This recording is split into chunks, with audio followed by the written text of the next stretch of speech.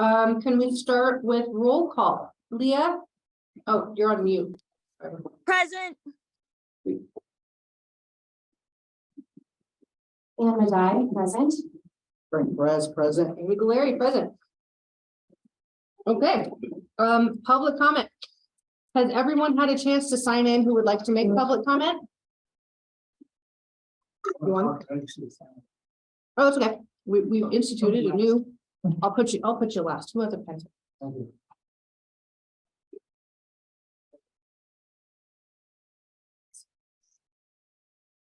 Okay, if you could, as you make public comment, help us with the minutes process and state your first and last name. It will help us immensely in the recording of what you have to say. Janet.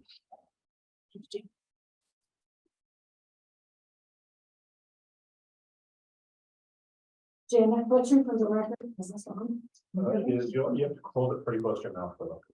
Okay. Please enter my comments into the public record.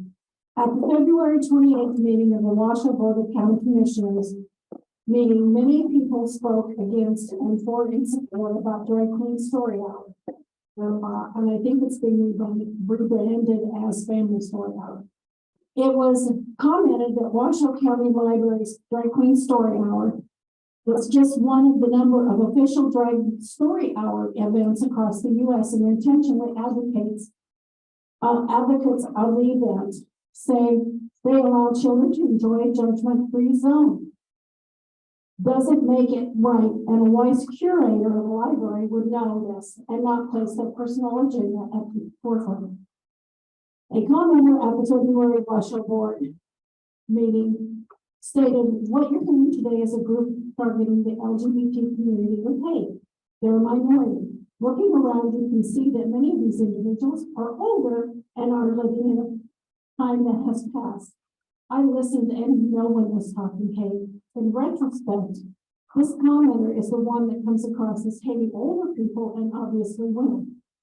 No one is targeting the LGBT community. We are protecting the innocent. The commenter also stated about those in opposition that their arguments are based on fear and intolerance and not worthy of the county's focus. I will agree with him that there is fear, but it's not of the LGBT community. We fear for the innocence of the children. That is not a bad thing. The commenter is correct. There is intolerance that is against exposing children to sexualization at an early age. The real intolerance appears to be against protecting the children. The public library is not the venue. The commenter went on to cite movies and TV shows. Some Like It Hot, Bosom Buddies, Tootsie, those are all PG rated. The Birdcage, which is R rated. An editorial meeting by a gentleman that showed up in This Is Reno, a few of these, about the BCC meeting stated, "We're just reading books to children. The person who has a creepy obsession with them seems to be using a picture of a movie. To Wong Koo, thanks for everything, Julie Newmark. Well, this is a fun and enlightening movie, which I love, Patrick Swayze. Let's know it also is PG-13. Another commenter said that if safety of children was what the Washoe Patriots were concerned about, and I don't believe everybody was, they're just citizens of the community, were concerned about, they would be demanding background checks rather than canceling the event. This commenter is obviously missing the point, so I'll repeat it. It has to do with exposing children at too early of an age. It's about the innocence of children. Ask not why the children shouldn't see drag queens. Ask why drag queens crave an audience of children. Thank you. Shannon. Okay, for folks who have come in after the fact, I have the sign-in sheet. Can we set up a second sign-in sheet? Is there any meeting? I don't know. We're working on it. Thank you. Okay. you. Michelle, timely.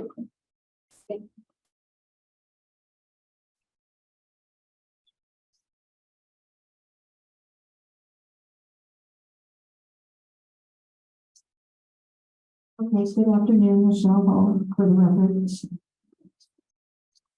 It would be great to see a library board fight back against the grooming activity that's obvious to so many people across our country and the county that goes on by transvestite drag queen singing and dancing and performing and reading to preschoolers.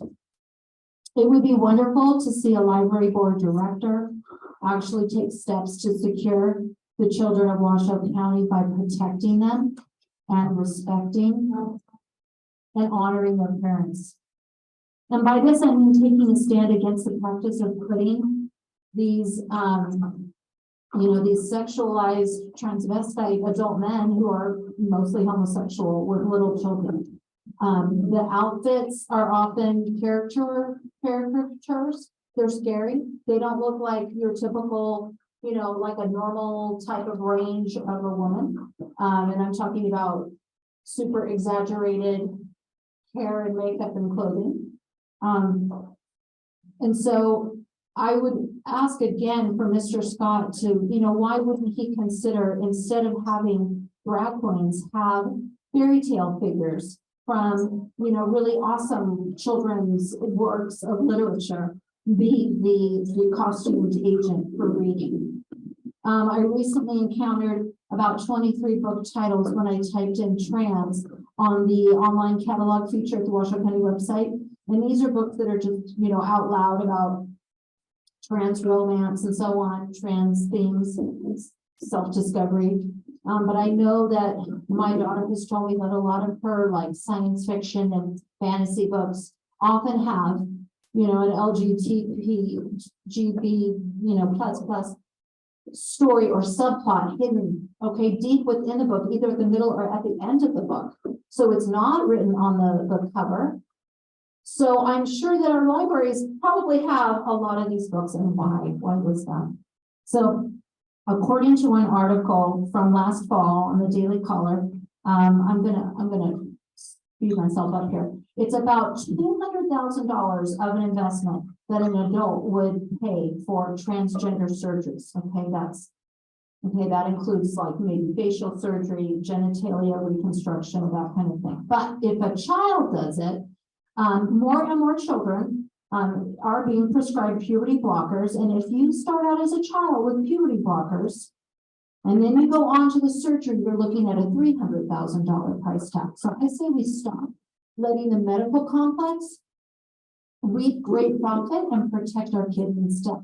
And if Mr. Scott doesn't want to remove the Pride video, which has the trans, the map colors on it, the pedophilia map on slide 4, the 4th row, linked on the website, that alone, then Mr. Scott, I'm asking you to resign. You need to resign, sir. And nothing personal. You need to step down from this position immediately. You need to go.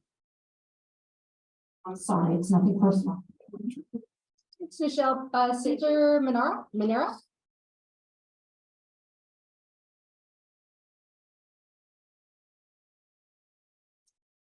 Hello, my name is Cesar Minera, and I thank you for the opportunity to speak to everyone here.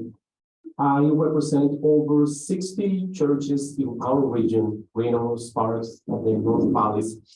And I'm here to speak against the drag queen hour that probably is being planned to be hosted sometime in the near future. I would like to just share a small story that I recently heard from one of the members of our congregation. This mother, very concerned, came and spoke to me and said, Pastor, what can we do with this? Her 8-year-old daughter came back from one of these meetings and said, Mommy, am I a he or am I a she? And obviously those are terms that have been eliminated in our culture. And the mom, very surprised, said, well, you are a she. There is no, you shouldn't wonder about that. And if we have a little bit of sense, we would realize that we are confusing our children. That some of the material that is being presented in drag queen hour, libraries, school is only detrimental to our children. As you can see, there is a full house today.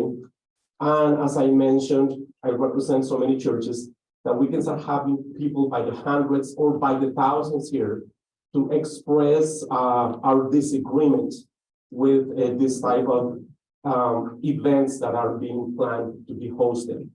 I'm going to play just a short video. I hope I have enough time of a drag queen person that explains how people should not be bringing their kids, or libraries should not be hosting this type of events. So just give me a second for the video to load.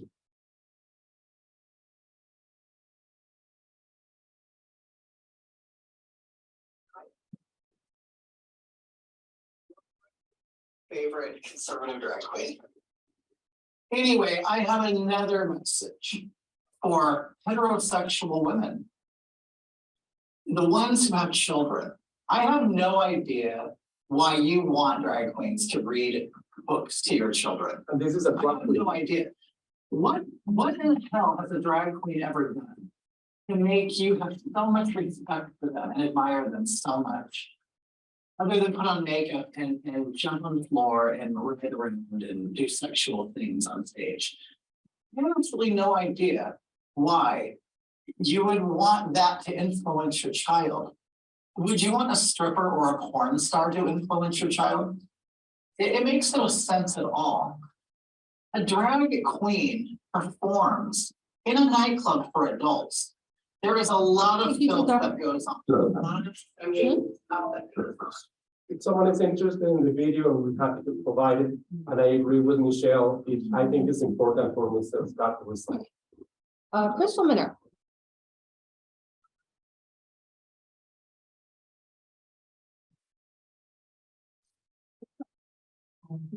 Hello, my name is Crystal Manera, and I am a mother, and I also have nieces, nephews here in the county. And I am also here to oppose what is drag queen story time. If we specifically speak to just what a drag queen is, as the video was so eloquently mentioning, a drag queen is none less than a person who works at a nightclub, a place where someone who is not 21 years or older is allowed to enter. What happens there are sexual things, whether it's performance or insinuation. So I'm not sure why that is something that we want to present in front of children, in front of preschoolers, instead of very, very young minds that would not be allowed into a nightclub, yet we are bringing the nightclub into our libraries. I'm not sure if that really rings a bell with anyone. That's very, very disturbing. Libraries are for education. Libraries are not here to influence our children. The books should speak for themselves, and children should have the ability of picking up a book and choosing what they would like to read, and have that be what forms their mind and forms their thoughts and their opinions, not people and specific agendas that are placed in front of them, and then they are forced to see these things and then forced to create a perspective. Again, I am in opposition. I think that as a director, I do believe that Mr. Scott should resign, because if these are the kinds of things that he's bringing to our community, I believe he is not from Reno. I have been here for the last almost 33 years, and these are not things that have existed prior to when Mr. Scott arrived here. I believe our community is one of honor.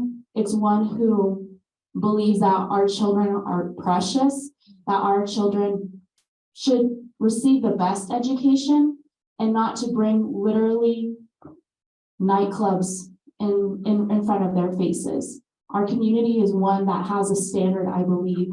And again, this is not that something that our community should stand for. I believe that everyone has the ability of living out their lives as they should and as they believe in their own homes in whatever way they please. But to make it something public in a public library is just sad. So again, I oppose it, and I would like to ask for Mr. Scott's resignation. Thank you. Great, thank you. Al Stoss. Madam Chair, Yes. if it's permissible, I'd like to defer any comments until after new business, after you talk about Gene Stokes. I would be happy to do so. Thank you. Stacy.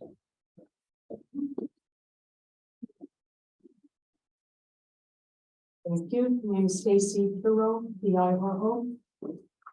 First, I'd like to go back to the Board of County Commissioners meeting of the 28th. You're gonna have to hold the mic. Where Mr. Scott said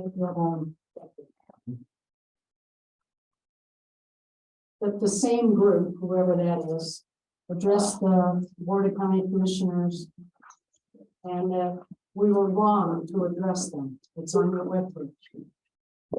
I'd just like to say to Jeff, Washoe County residents can address Washoe County. Jeff? You can't actually refer to any specific individual. It has to be to the entire board. I can address any county An open meeting. commissioner of any public meeting that any of us would like to. We don't have to ask permission.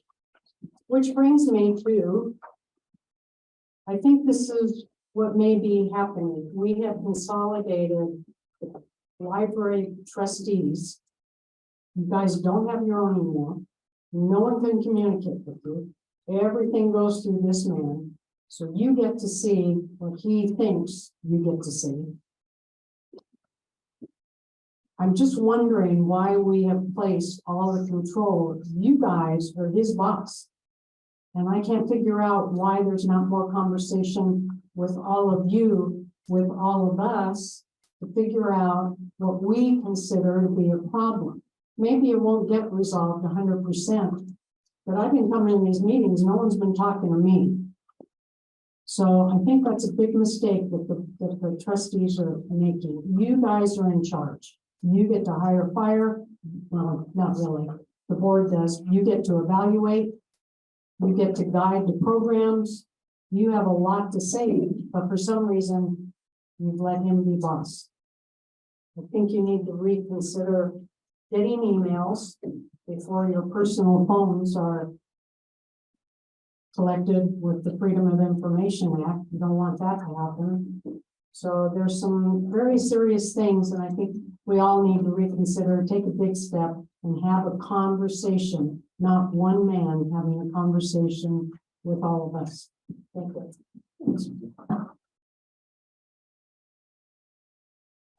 You might want to move this one. Carmen? Carmen Quenos? Yeah, yes, okay.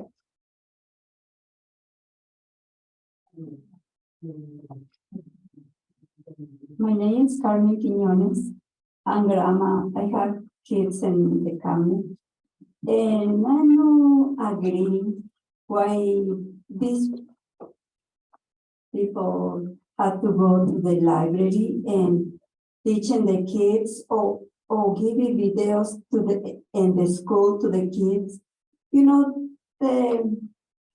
have to separate them, no mix, because this kid innocent and is making so confused teaching about sexuality and men and women have a sex.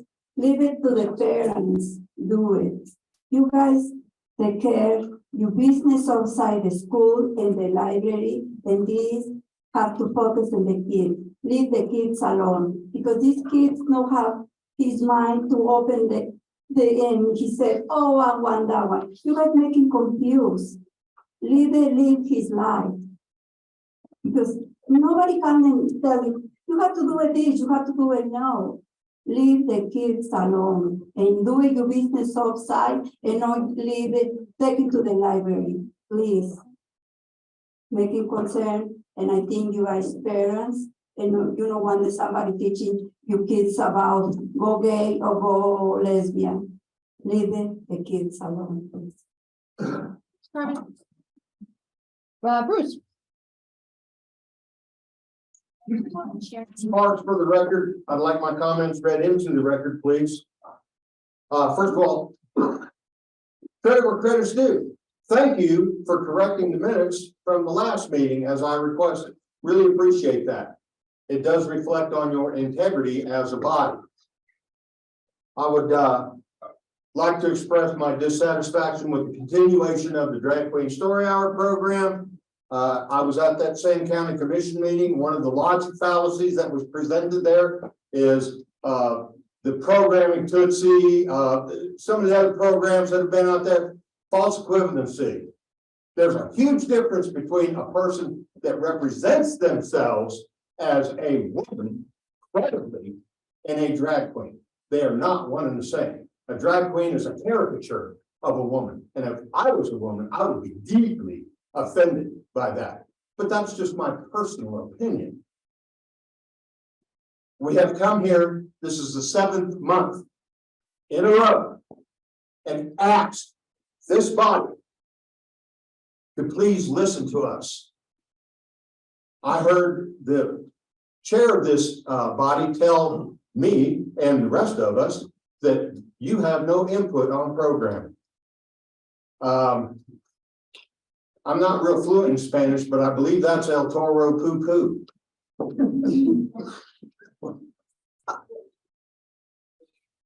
You do have control over the programming in our libraries.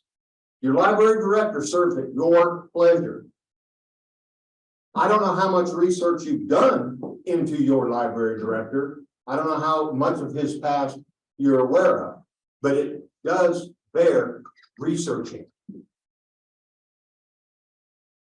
We, as a community, have come here month after month after month, asking you to please eliminate this program from our libraries. At the last meeting, I asked you to go look up Gays Against Groomers. Go to their website. Look at some of the things that they have to say in there. Now, I don't know how many of you did that, but had you would have found that they recognize drag queen story time for exactly what it is. You can call it wholesome family entertainment. Again, I refer you to my previous butchering of the Spanish language. It's not. It's anything but. It is grooming. The question you have to ask yourselves is not whether or not Drag Queen Story Hour is a credible program or not. Ask yourself why do drag queens have to have an audience of children? Thank you. Thanks, Chris. Sarah DePaoli.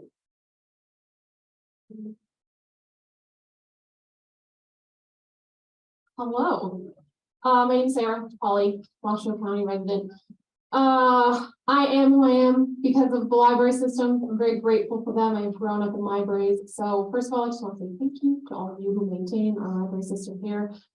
I cannot stress again how many members of our community love and appreciate Drag Time Story Hour. We continue to love the library. We continue to love the programming and the diverse work that you all do to help us and keep us organized and keep us learning. And again, for what feels like the 1000th time, if you don't like a program or if the program is not for you, don't go. And it's a very easy solution to that. Two comments that I'd like to make that are actually quite relevant is I recently learned about the Mango language app, which is you can access through the library system. I would like to request, if possible, to maybe post on social media or on the library website more about that, because I've had a lot of people come to me talking about apps like Mango and how that can be really helpful, and you can access it for free through our program. And so if we can just a request so that we can make people more aware of that particular program. And also Libby. So Libby is the online version of our books that we can utilize. And I have checked out over 776 books on Libby. And I still feel like every day I am teaching new people about Libby. And so if possible, if we could do a campaign to help increase the number of people who utilize that resource, that would be amazing. Thank you so much. Darla Lee.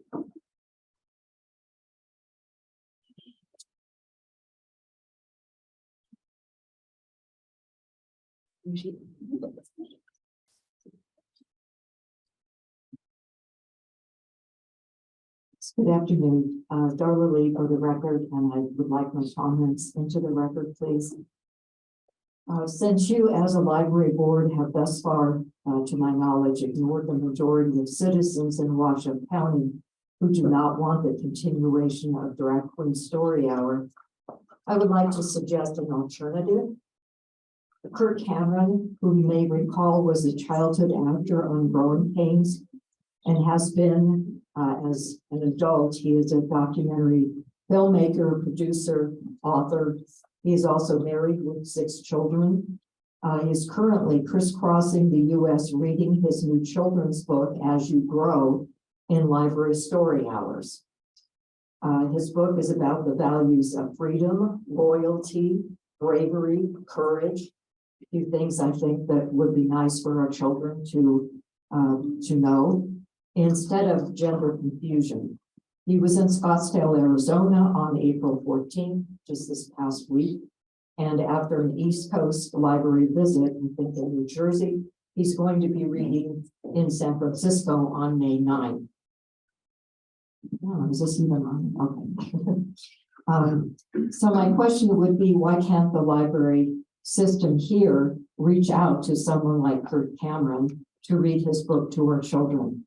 I guarantee you he would be more well received by children and parents than your current plans to continue with the program, which is morally corrupting.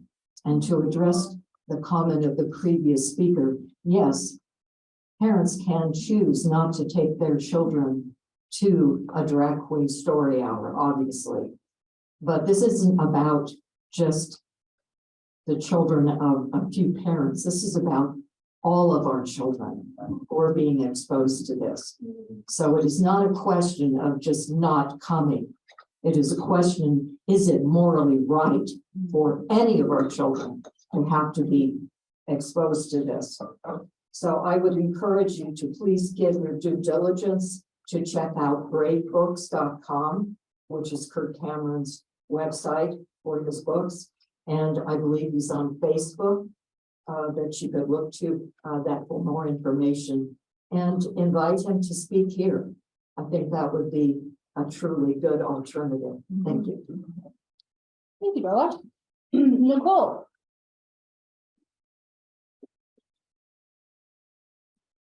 Hi, I'm Nicole Obrich. There's a front. I'm here in support of the drag story time. I know there's a lot of people here against, so I'm providing a counterbalance here. I think that Sarah's point is the right point, which is that everything isn't for everybody. If you don't want to take your kids to drag story hour, then don't take your kids to drag story hour. There's lots of other great programs that the Washoe County Library System puts on that you can go to. This is the first meeting of this type that I've been to. It's pretty wild to me, actually. You guys have bumming me out a lot. I think it's good, actually, that there are different types of people in the world, and we should celebrate that. I think if you need help with media literacy, figuring out whether stuff that you read online is from a good source or not, your local librarian can help you with that. If you have questions about gender identity or how to talk to your kids about gender identity, your local librarian can help you with that as well. So lots of good resources. And that's about all I have to say. I do want to say I've managed the election down at South Valley Library for the last few elections, and the staff there are excellent and incredible, and I love them so much. So that's all I have to say. Thanks. Thanks, Nicole. Captain Clements.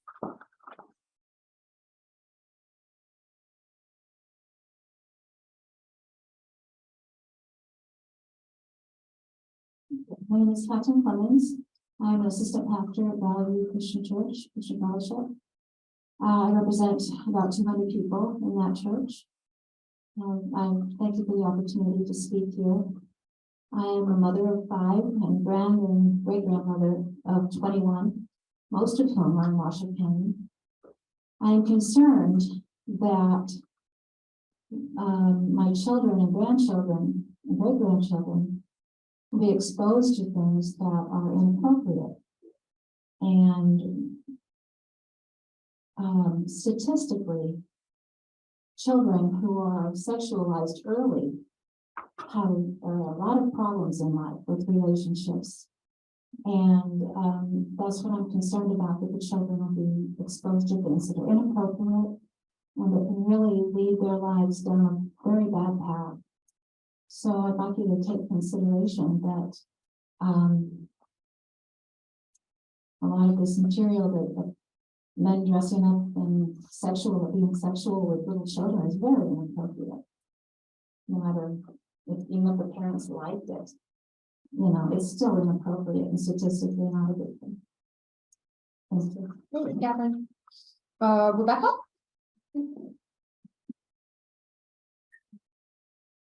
Hi, my name is Rebecca Allard. I'm a resident in Washoe County for the last 20 years. And I just want to say thank you for hearing all these voices. I'm going to read a comment on behalf of my friend Angela.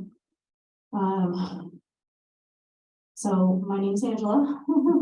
I was born in Nevada and have lived here for 18 years. And today I want to talk to you about the importance of supporting Drag Story Hour in our community.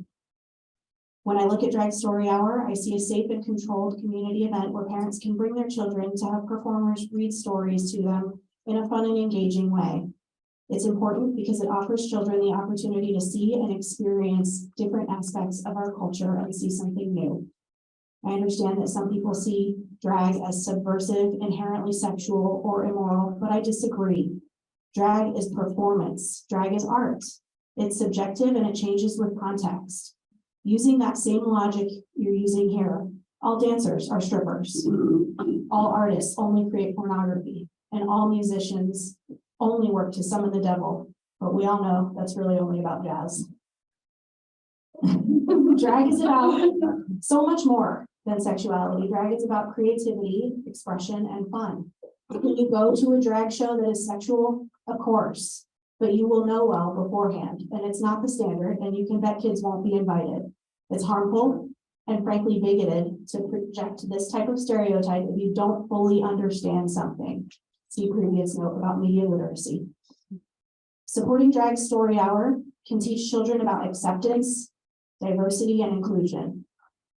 We can show them that it's okay to be different and that everyone, even people we disagree with, deserves respect and kindness. In conclusion, Drag Story Hour is an important and valuable activity for our children, and maybe for some closed-minded adults. I urge you to open your hearts and your minds and to other points of view in our society and support this community event. Maybe you could learn something about others and have some fun in the process. I think we need a friendly and open conversation before we start demanding to end something just because it might make us uncomfortable or we don't understand it. Thank you for this opportunity to share our thoughts. And I also just wanted to say thank you to this governing body for not being led by fear or hate. Thanks, Rebecca. Wayne. Over there somewhere.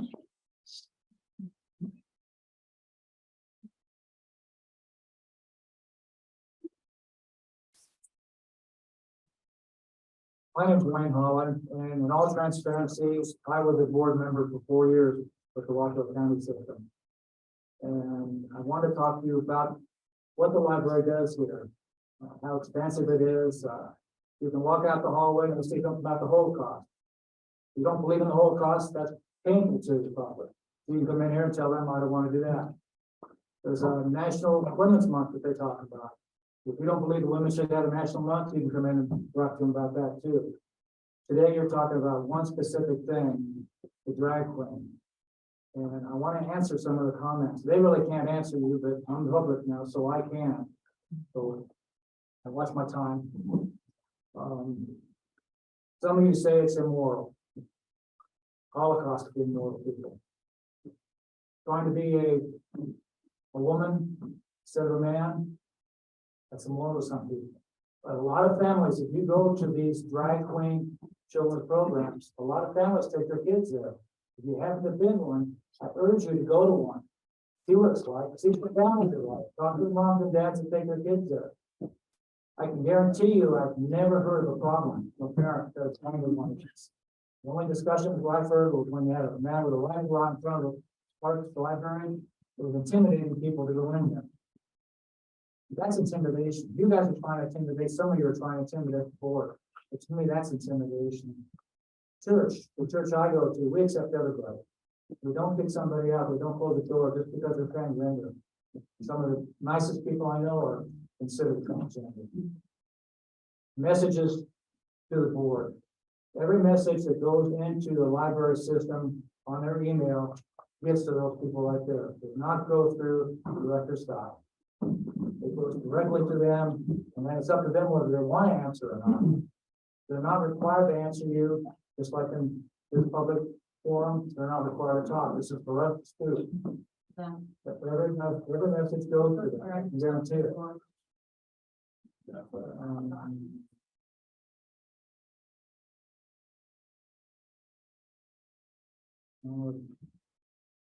Somebody said that the majority of the people in Washoe County don't like the drag queen. I talked to a lot of people in Washoe County. I've been to California, Michigan, Missouri, Washington State, Ohio, a lot of libraries. I guarantee you, most people like that kind of program. They like to be able to show their child, it's a big world. It is a big world. It's not just an isolated, single philosophy out there. And they need to know that. So, from my standpoint, thank you for the work you do. You guys are awesome. Your staff, I got a chance to work with a library staff. You have a very dedicated staff that listens to the community, that believes in this community. They don't shake their head. They don't get you a dirty look. They listen. Thank you. Thank you. Trevor Robinson. Trevor's not here. He can write his name in when he gets here. Okay. Yeah. I don't know what the rules are for by proxy public comment. So let's just have him sign in the thing, and that way I know that I'm not gonna yell at by people. Cliff Nellis. Do we have a third sign-in sheet going for people who are coming in? Okay. Is it possible to get more chairs? Well, my name is Cliff Nellis. I'm a resident of Washoe County, 47 years, and Nevada, 60 years. The residents of Washoe County strongly oppose the drag queen event being held at our libraries, where men dressed as women confuse children over gender roles by reading books to them. Studies show that homosexuals are highly promiscuous and have hundreds of sex partners in a lifetime compared to the average straight male of around 9. This is proof that they can't control their urges and should never be exposed to children. In these events, children often see them in highly suggestive clothing and do things like crawling on their stomachs that happened in Las Vegas. We have proof of it, while they lay down and so forth. Even if the drag band behaves himself, just the suggestion that a man can change his sex confuses children's minds, and the residents of Washoe County repeated their expressed their outrage that such an event should not even occur in our community. Director Jeff Scott is the primary promoter of this event, and we're asking the board to remove him and cancel the event. We're objecting for more than just this event. Mr. Scott has been clearly removing folks with a religious or conservative tone. He refuses to listen to us. In 2015, the residents of Berkeley, California, and friends of the library there signed a petition put forward by MoveOn.org that demanded he be fired there. He purged 39,000 books there in 10 months. Then he lied and said it was only 2,000. That's 360 grocery carts full of books that went to the recycler. He mistreated library staff and other things as well. We only gave a few of the books to the friend of the library. Clearly trashed the rest. I have 4 newspaper articles printed here for you to look at to prove this is true. Mr. Scott is obstinate, intolerant, and against inclusivity. His values do not reflect those of this community. We want him to go back to the Bay Area or somewhere else, but we do not want him here. Residents of Washoe County do not feel comfortable bringing their children to our libraries because of all the LGBT leftist ideology promoted there. Our libraries need to be restored to the community they belong to. We firmly request that you remove Mr. Scott today and cancel the drag queen event. There's a couple other things here. He replaced 34 librarians in Berkeley, not the most conservative place in the world, and appointed 6 leaders to weed out the books. And there were moral issues at that library. He should never have been appointed. I don't know how in the world he got appointed to a position in our community. But we just do not want him here. We're trying to say that to you, and I hope you guys will listen. Thanks, Cliff. Manuel Sanchez.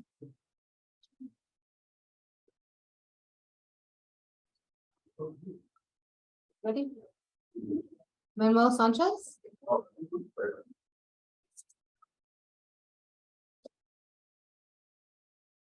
Hello, my name is Manuel. As a father of 3 young girls in Washoe County, I strongly oppose any kind of designated reading time from drag queens. This subject is completely inappropriate. And it's inappropriate to introduce our children at such a young age. Children should not be encouraged to learn about such a controversial belief when they don't have an understanding of it and should not also understanding about the topic itself. This program will force them to turn to their peers to find out more information about it, which could lead for more misinformation. And parents have different feelings about when their children should be exposed to this lifestyle. These lifestyle choices and this should be respected. I would ask the board to kindly ensure our children are protected from adult topics during their adolescent years. Thank you. Thanks, Manuel. Edwin? Hello, my name is Edwin Lingard. Thank you for having me. Glad to be here. I am from Battle Mountain, a lifelong Nevada resident and a veteran. I'm really surprised we're here with all this pool hall talk we've got going on. We got to go take care of that. No? Music man? Okay, that's just me. There is a brothel 10 minutes this way. Las Vegas was founded on sex. This state is full of gambling and iniquity. And here we are in the library, harassing people, saying the most outlandish and awful things. This is a public space. A public space is for everyone. It is not for Christians. It is not for atheists or Hindus. It's for everybody.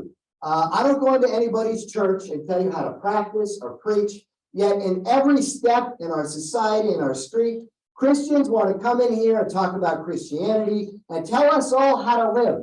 The Pew study of religious belief in America has documented a decline in religious affiliation in America. Up to 30% of people are no longer Christians. And a big reason for that is the people in this room, in my view.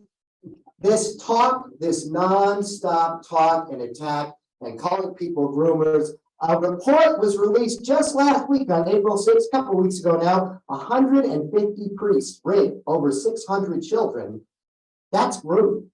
That's grooming. I have never heard this of drag queens who read storybooks to children. I haven't heard that. It's in the news. Yeah, well, okay. I don't think this is a common response. Is one person speaking to the board? Lastly, let's just talk about the personal nature of this. Calling people groomers, insinuating they're child molesters. I've seen person time and again attacking this fine man for doing his job. This board of people who are volunteers, who are our fellow citizens and our friends, this sickens me. What kind of behavior has this become in a society where we accuse each other of child molestation for honest disagreements over how we live our lives? I don't know how we can function as a society if we can't treat each other with a modicum of dignity and respect and kindness. It makes me sad. This is not the America I grew up in. I don't know where some folks are from. I am from here. I grew up here. I served my country. I came back here. This is my home. People from California or Mississippi or wherever the heck it may be. Nevada values are about freedom, minding your own business, and living your lives. These things I have heard are preposterous and outlandish. I want to end on a note saying, Scott, I hope you get a raise. Seems like a nice guy. Don't know him. Most of the people here don't care. People are, supporting drag, but most of us are just living our lives, trying to get by. I have a job. I got to come out early. I have 5 children. I don't know if I mentioned that. I actually have children who come here. Lastly, I urge we deport Kirk Cameron immediately. Eleanor. She's the last. Pat. Alan Munson.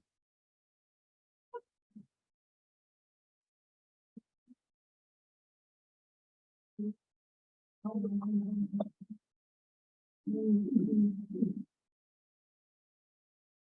name is Alan Munson, resident of Washoe County. And I thank all of you board members for working on the board and trying to help us have a good library. And I do oppose the drag queen hour. And, you know, there are some good things to do in life. There's some good choices you can make in life. I don't preach to me, brother. Fuck you! Hey, unacceptable.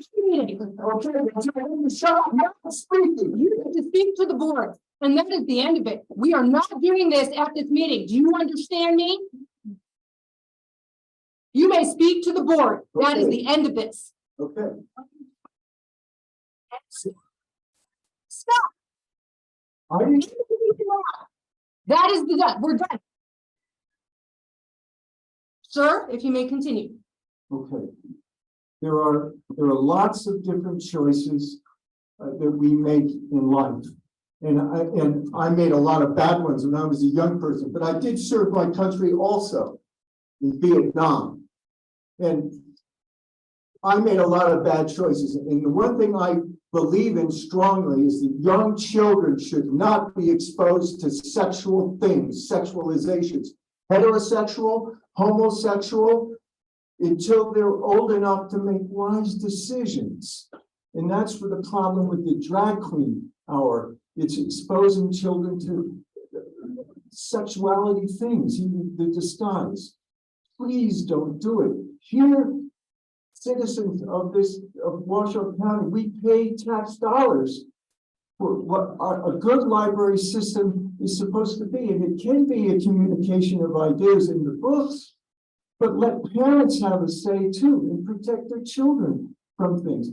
And, you know, some people have said, well, you know, don't go to it. Well, you can go and you can have your drag queen hours in public, other places that would allow you there. You know, we're as citizens asking you not to have that type of thing in the library, or have Kirk Cameron and allow different ideas. Some people want to shut down different ideas. And I would say, you know, if you're going to allow, you know, that, you know, drag queen, you know, allow, you know, other positive things. Thank you. I hope you hear us, what we're saying. And I'm sorry for the outburst. I am just so concerned with what's going on and what some misguided people are saying. Thank you. Great. Thank you, Al. Bruce Foster.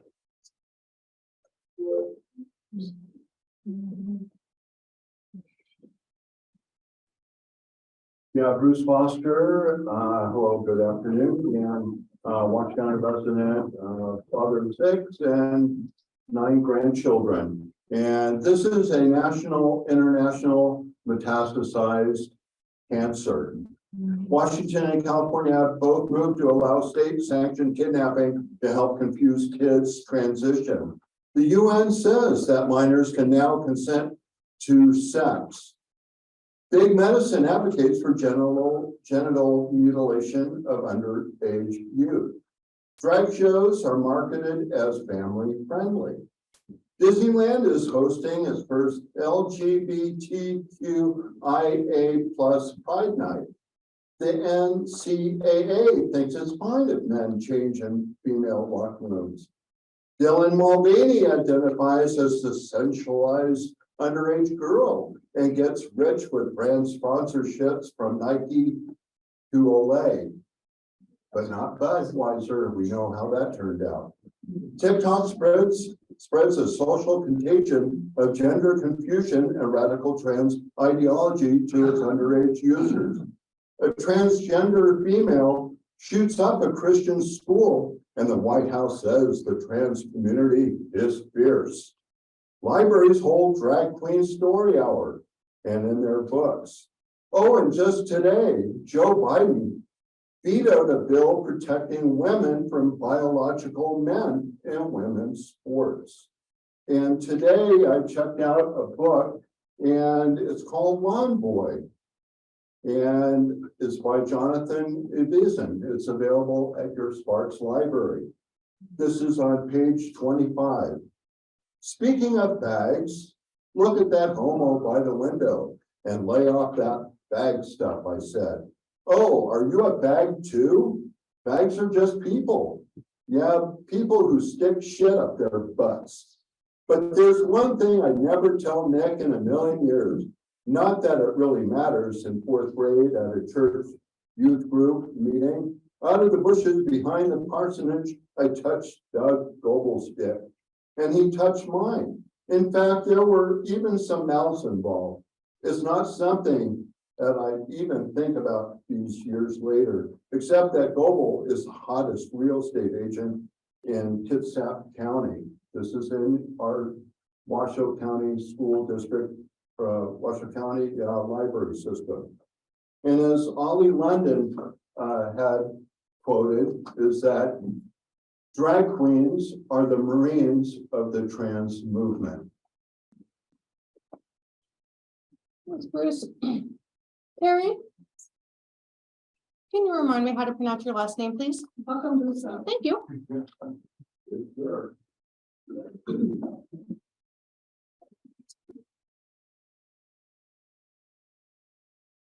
Hello, my name is Carrie Bambuso. Since this seems to be important to people, I am a Christian. I go to my church. I'm a mother of 3 children who are school-age kids who enjoy reading and frequently use the Washoe County Library System throughout the last 15 years. I want to begin by acknowledging that I understand that this board does not review library programming, and I'm mainly here as a response to those who have come to oppose Drag Queen Story Hour and their opinions of the impacts of this event. I would like to voice my support for Drag Queen Story Hour and to ask the Washoe County Library System to continue these community events. Before coming today, I talked to my kids who are here and got to experience kind of inappropriate content in the last couple of talks and some swearing and outbursts that kind of made me feel a little unsafe having my kids in this meeting. But I do feel safe with them going to Drag Queen Story Hour. But before coming today, I talked to my kids about Drag Queen Story Hour and their thoughts on it. And one of my children expressed a desire to not attend because they don't like bright colors and costumes. And I said, that's fine.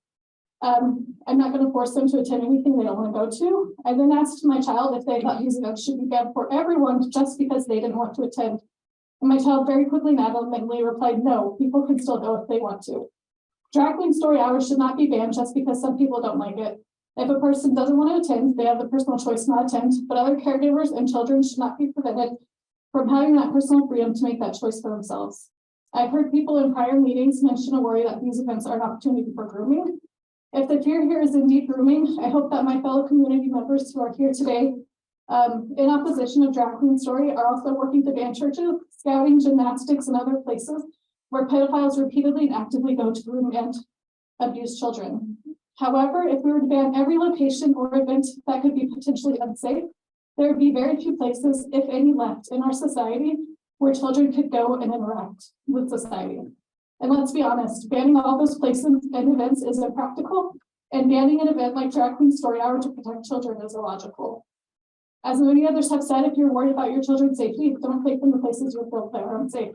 I might not be bringing my kids to these meetings again.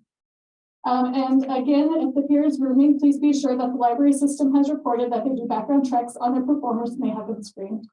When I told my children the various reasons adults object to Drag Queen Story Hour, they were shocked by the incorrect conclusions that have been drawn about what occurs at the events and the intentions of the performers.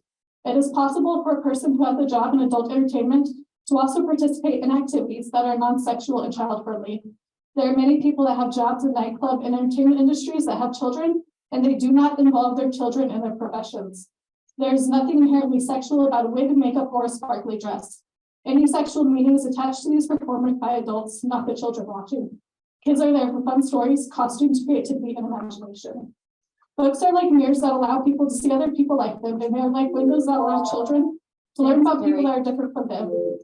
There are LGBTQ people and children. We have to catch up. Community, they deserve to see themselves represented in the long-term access to the library system. Please continue to do these activities. Debbie Mardor.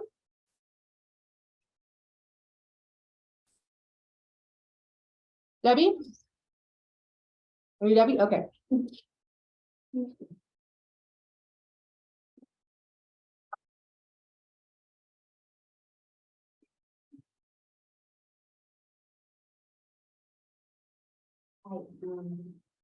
Is it on? Mhm. Hi, my name is Debbie Martin, and I've lived here since 1964, and I was a child in fourth grade. And I had my daughter here, she's 38, and going to the library is a lot of fun, and nowadays, it's like we need to put a little sign out front saying only for 21 and older. I don't want my children to come here anymore, because I don't know what kind of people are coming here.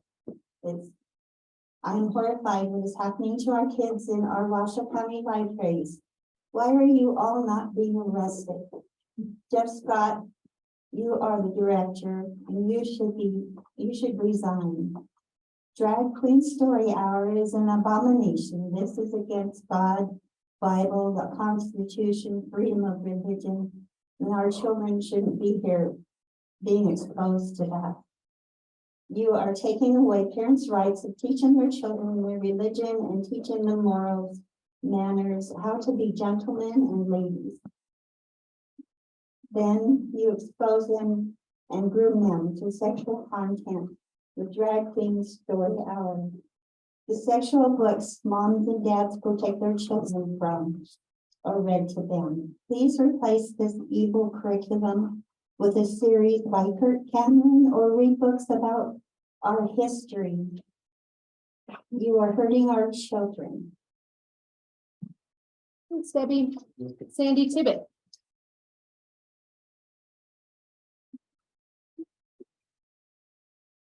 Sandy Tibbet for the record. Drag Queen Story Hour promotes itself as an organization that celebrates reading with tolerance, diversity, and inclusion, where kids can see people who defy gender restrictions and where everyone can be their authentic selves. I see this as an oxymoron. Authentic is being true to oneself. It also means of undisputed origin and genuine. These people that defy gender restrictions by playing dress up and wearing woman face are lying to themselves about their true origin and are projecting those lies onto our children and calling it reading, diversity, tolerance, and inclusion. Just a second, I need to. In October of 2022, the organization changed its name by removing the word queen and claiming it was done to be more inclusive and to reflect the diverse cast of storytellers. Typically, an organizational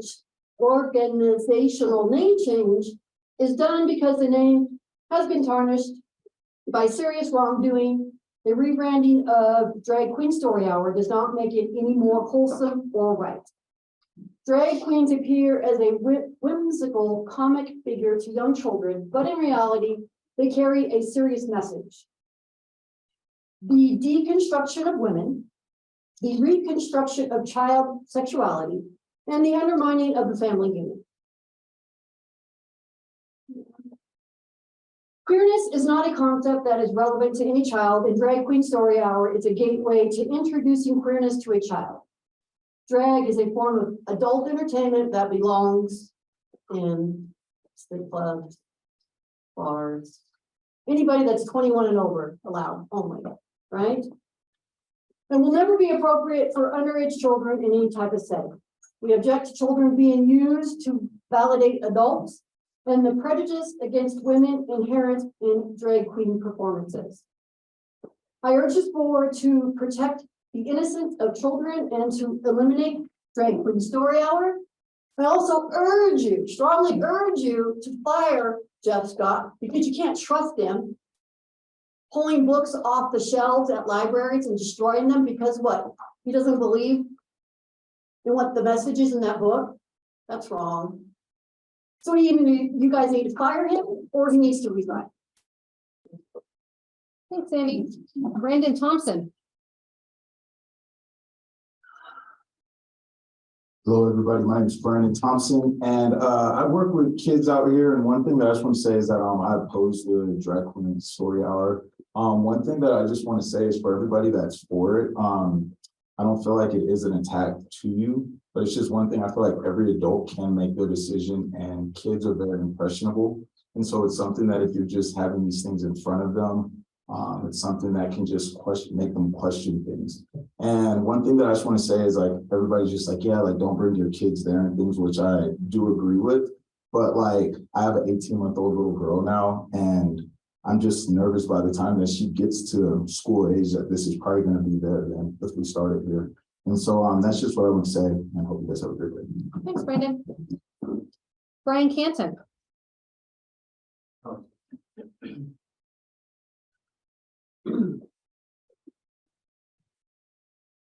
I wasn't planning on talking. This is actually my first time here. I'm very shocked on the on what people think, how they express themselves. I'm just wondering how you express yourself at home with your own kids, if you have your own. I'm a little nervous, to be honest, but I'm just in shock because I have a 3-year-old and a 9-month-old. He's shaking, I don't know why. But I know what's right and I know what's wrong. And that should be up to me and my wife to teach. Not to someone in a book, a good place. Not for someone that's basically gets paid to dictate my child's future. You don't know what's best for her or him. That's my job to figure out. Then. So what I ask for is to reconsider some of these things, because like the last gentleman said, they're like a sponge. Whatever you tell them, they're gonna believe. And I do believe that when they're old enough to understand right and wrong, they'll make that choice. You cannot tell me a 3-year-old, 5-year-old can't make that choice. As they come out. Don't force it on them and don't make this lame excuse of these big words to justify the wrong. Because you're wrong. It's up to me, my wife, to raise our kids the right way. Whatever you do behind your own four wall, it's up to you. Don't force it on my kids. I don't force my beliefs onto yours the wrong way. I respect everyone. I believe everyone has equal rights. Whatever your homosexuality, whatever you prefer, it's up to you. I don't care. I treat you the exact same way. I work with people like that and I respect them. But I don't force my beliefs on them. I don't force it, period. But what I do reconsider is you don't bring this program into the library. I 100% disagree with it. And I hope, and I pray for all of you, because one day you'll have judgment. And I know I'll be right. Thanks, Brian. Lucy Canton.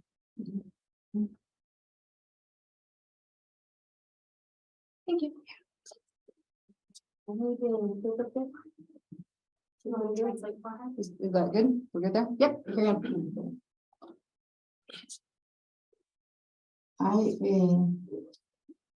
Con todo el respeto que la gente se merece, With all the respect that people deserve, yo creo que esto no es bueno para los niños, I believe that this is not good for children, porque cuando una persona abusa de un niño because when a person abuses of a child físicamente, physically, ya sea que lo violan whether they are raped o hacen algo, or they do something, van a la cárcel. they go to prison.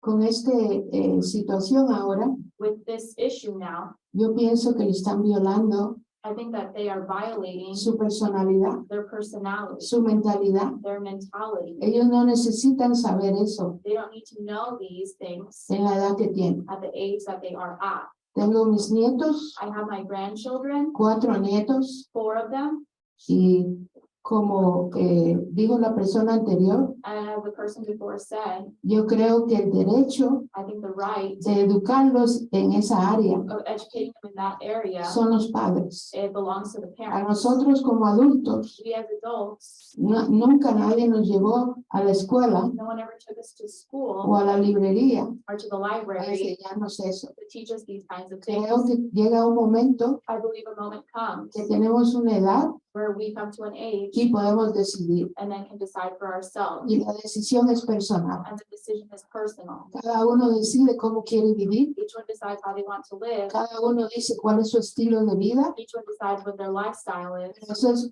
introducirle a los niños So that's to introduce children algo que no necesitan en esa edad. something that they don't need to see at that age. Y no solamente a los niños pequeñitos, And not only small children, porque creo que tenemos una edad adecuada cuando seamos mayores de edad because I think an adequate age is when we are not a minor para tomar nuestras decisiones. in order to make decisions. Y yo creo que eso no es conveniente en estos tiempos, I don't believe that this is convenient at this time, porque en la escuela o en la librería because whether at school or a library, vienen a aprender conocimiento. they come to learn knowledge. En las casas At home, aprenden una manera de vivir they can learn a lifestyle, y eso lo deciden los papás. and that's what the parents decide. No lo puede decidir nadie que esté afuera No one who's outside should decide porque that. cada uno nos dieron una educación diferente. Everyone receives a different education. Espero que nos puedan entender. I hope that you can understand us. Buenas tardes. Thank you.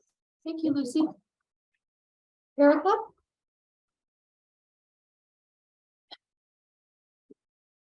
Quiero que ahí vamos a hacer.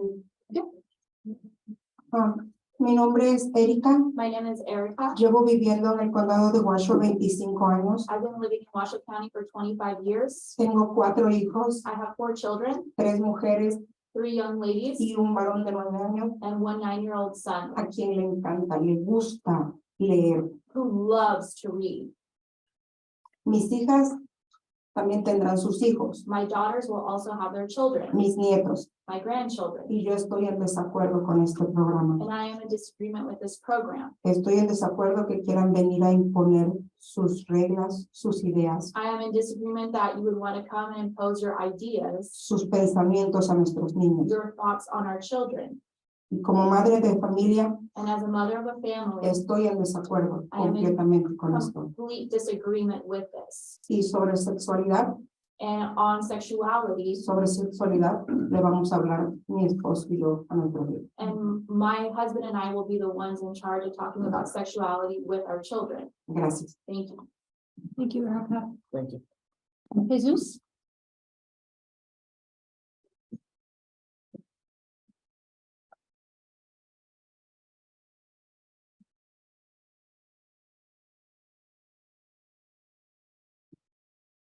Hello, everyone. I just want to say that I'm a father of 3, a 4, 3 girls and a 9 months old boy, and my daughter.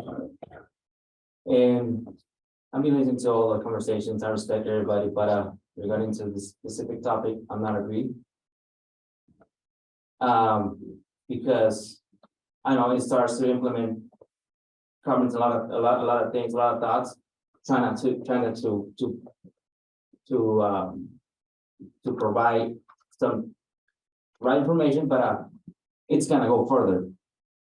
Why I'm telling you this, because I have a daughter that she's 8 years old, and she's starting to know what's good and what's bad.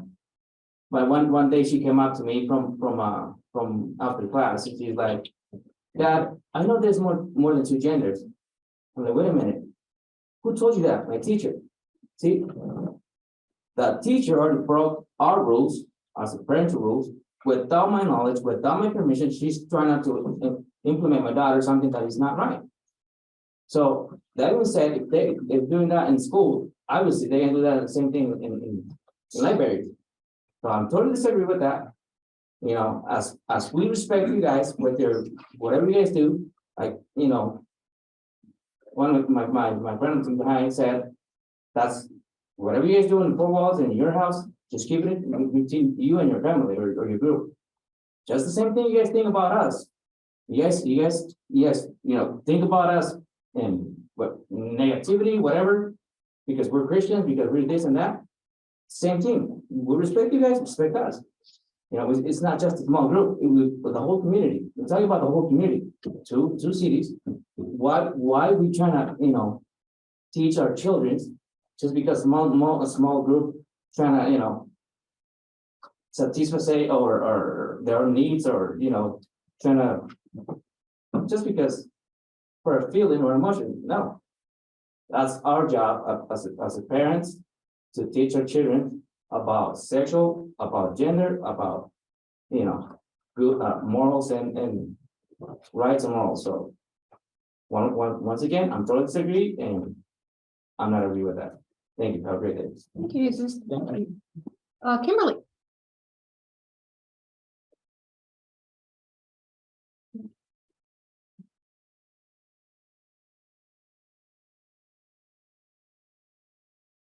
My name is Kimberly. I'm obviously very young, but I've listened and everything, and I totally respect everyone. I love everyone. I mean, I see like all of these things every day in my life. Like I have friends, I have go to school with people like this and everything, and I just want to say like I disagree with this stuff. Like I know you guys are trying to express like your feelings that you can do what you want to have rights, but like one thing that I want to say is that you like people that are like doing that or like decide to be like part of the LGBTQ. I mean that they grew up, they already had their childhood, they grew up to be able to make that decision. But I feel like guys should be able to let children learn, what is right, what is wrong. And so when they're older, they can make that decision. Because right now, obviously, like it was said before, they are going to believe whatever you tell them. And I honestly believe that it's wrong.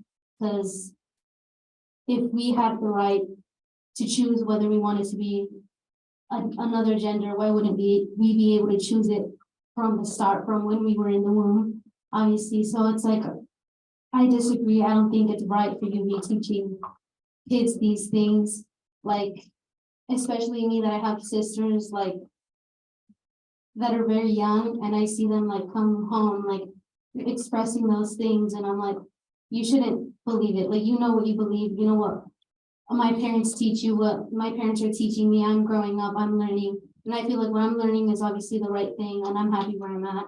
And I don't want my sisters to have to go through something like other than that, like through something that is we're against. Thank you. That's fine. Thank you, Kimberly. Rena?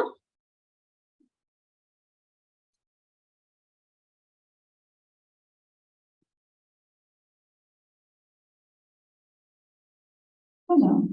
I will need a translator because I'm a ESL, English is a ESL for me. Okay. And I'm rather to speak my own language. Thank you. Hola, mi nombre es Rina. My name is Rena. Soy mamá de 3 niños. I'm a mother of 3 children. Tengo viviendo 24 años en Estados Unidos. I've been living in the United States for 24 years. Y esta situación ha venido a impactar la sociedad. And the situation has come to impact society. Amo y respeto a todo el mundo. I care and respect everyone. Pero también estoy de acuerdo But I'm also in agreement con muchas personas que opinan with many people who have given their opinion que estos programas that these programs no son buenos para nuestros hijos. are not good for our children. El rol principal de los drag queens, The primary role of drag queens, cuando comenzaron, when they began, fue dar show para adultos. was to give adult shows. Y mi pregunta es, And my question is, ¿qué tiene que ver los drag queens en una librería para niños? what do drag queens have to do with children in a library? Yo creo que es de fuera de contexto. I think it's out of context. Y para eso están los lugares que son de adultos. And that's what adult places are for. Porque ellos ya tuvieron la decisión de elegir. Because they've already had the option to choose. Usted y yo no podemos mentirnos. You and I can't lie to ourselves. Como adultos, incluso cuando nos ponemos en un grupo, cuando estamos en un grupo. As adults, when we are in a group. Si cierta persona empieza a actuar de una manera. One person begins to act a certain way. muchas veces nosotros como adultos empezamos a actuar como esas personas. Adults start to act that same way. No me puedo imaginar un niño de edad de 5 o 6 años 5 or 6-year-old que tenga frente a una persona disfrazada having in front of them a person in a costume. que pueden pensar o que quieran seguir. What they may think or what they will want to follow. Y yo creo que una librería A library es para educar, is educate, no para meter otra idea. not to bring in other ideas. Y eso es lo que están tratando de hacer. And that's what it's trying to be done. Respeto si esos shows o esos grupos existen, I respect that those shows or those groups exist, pero que sean fuera de los niños. but for them to be outside of where children are. Todo tiene su tiempo Everything has its time, y a los niños tienen que darle su tiempo. and children need to be given their time. Y nosotros como padres We as parents somos responsables de eso. are responsible for it. Gracias. Emiliano?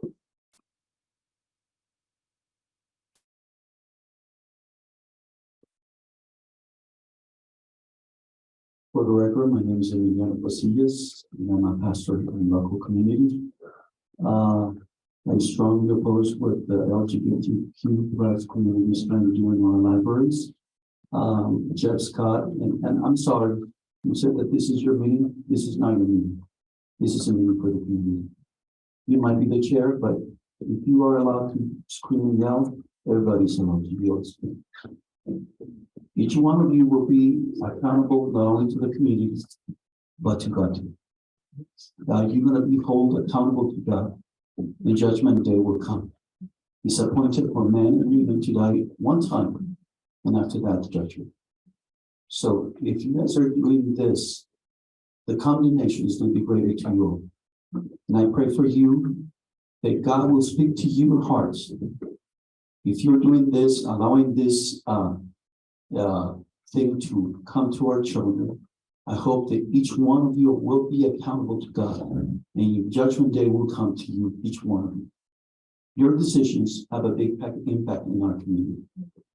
And your decisions as the doorkeepers in our libraries supposed to be for the good of our kids, not to distort their humanity, not to distort their knowledge and the way they think. So just remember this. I hope that you, each one of you, God will speak to your heart each night, every day, and tell you that you're going to be accountable. You're going to be accountable not only to God, but to us as a community. I have 7 children in the community. I used to take my girls to a library store. Now, no more. If you allow this, my kids, my grandkids will not be in the library setting. And I hope that each one of you will be held accountable for your doings in our libraries and our communities. If you're depravity, if you are unhappy, if you are sexually distorted, whatever that is, you have the right to think and act the way you want to do it. But remember, you cannot impose this into our children in our community. Let the children be children. You're an adult. You have a deprived mind. You are your mind is corrupted. You do whatever you want, but don't impose this into our children. Jeff Scott, our Scott, he's going to be accountable to the community and to God as well. And I don't know why he doesn't look up to the front, to the community. Are you here or your body is just here? Because it looks like your body is just here. Your mind is not here. Your mind is somewhere else. Thank you. Daniela?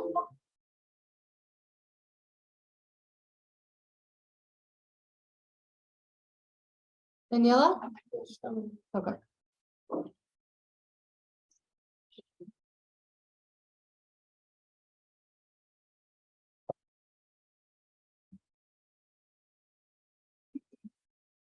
Hi, I'm Daniela.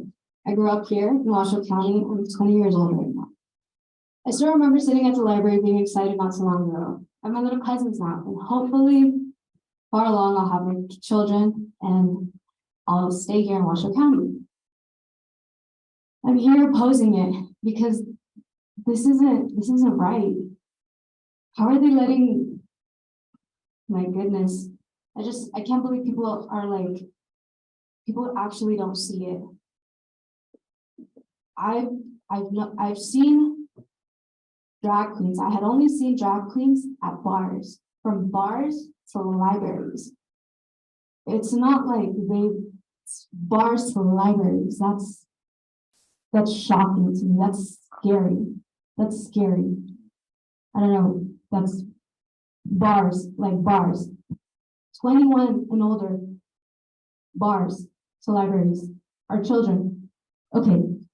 Drag queen hour are geared towards 3 or 11 years old. Are you serious? A 3-year-old? From bars to what happened? You come to the library to learn. You come to the library to have time off, to like explore. I came to the library to have time off. I came to the library to read. I came to the library to read Magic Tree House and all of that. I would never think that I would have my personal beliefs counted against me. That shouldn't be happening at a public place. That's something that is for the house. That's not something that you should do at a public place. That is not for a public place to be geared. That's not right.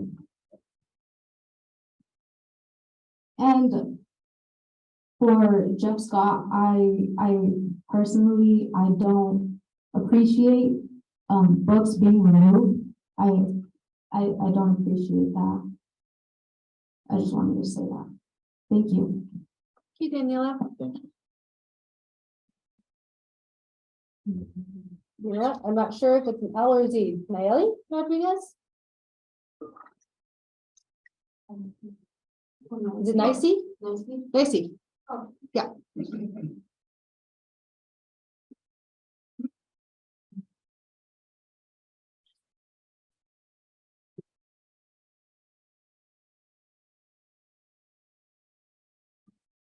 Hi everyone, I'm Rosette Rodriguez. I'm 20 years old and I disagree with this. I think that what's happening these days is not very appropriate for the kids. Showing them these things is confusing them. Kids nowadays will lose their innocence and their essence. We should let the kids grow as how it was before. Let the girls be girls and the boys be boys. And if kids wants to come to the library, you should teach them educational things, not things that they will decide when they're older. These things is confusing our kids, and I don't want this to happen to my baby cousins that they're barely growing up. I'm 20 years old, and I still want to decide things of my life. I don't want my babies to decide what will happen to them. And I know for a fact that there is a place and there's a thing for everything. And if they want to do this thing here, I think that's not the place to be. If man wants to be dressed like a woman, there's bars and there's their houses they could do it. Not a public place where library, where kids interact. And I disagree. Thank you. Thank you. Thank you. Diana Rodriguez?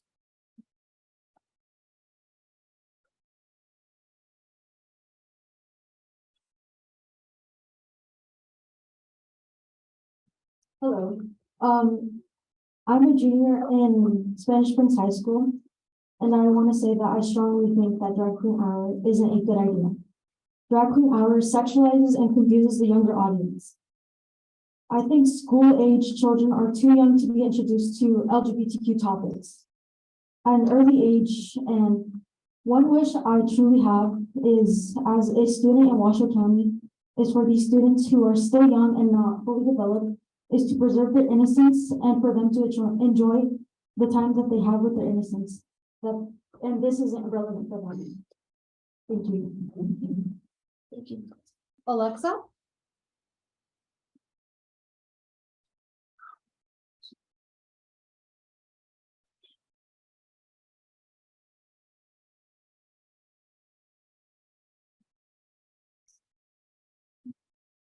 Good evening, my name is Alexa, and I'm 17, I'm a junior in high school.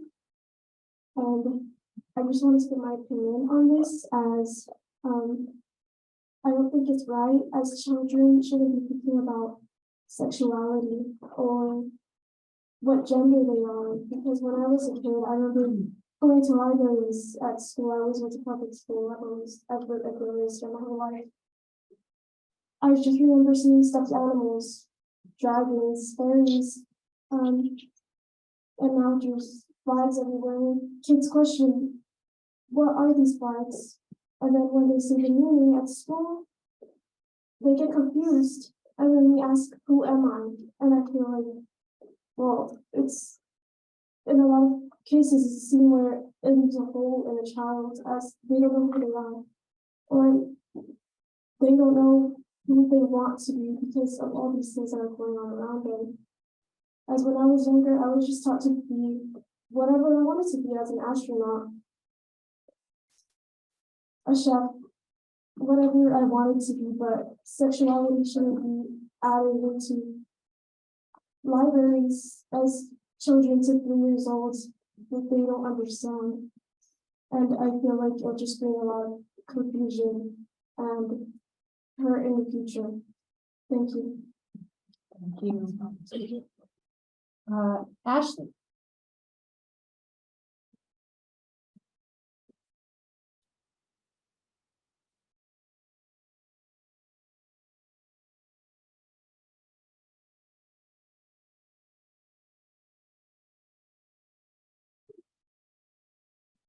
Hey guys, my name is Ashley, I'm 25 years old, and the votes.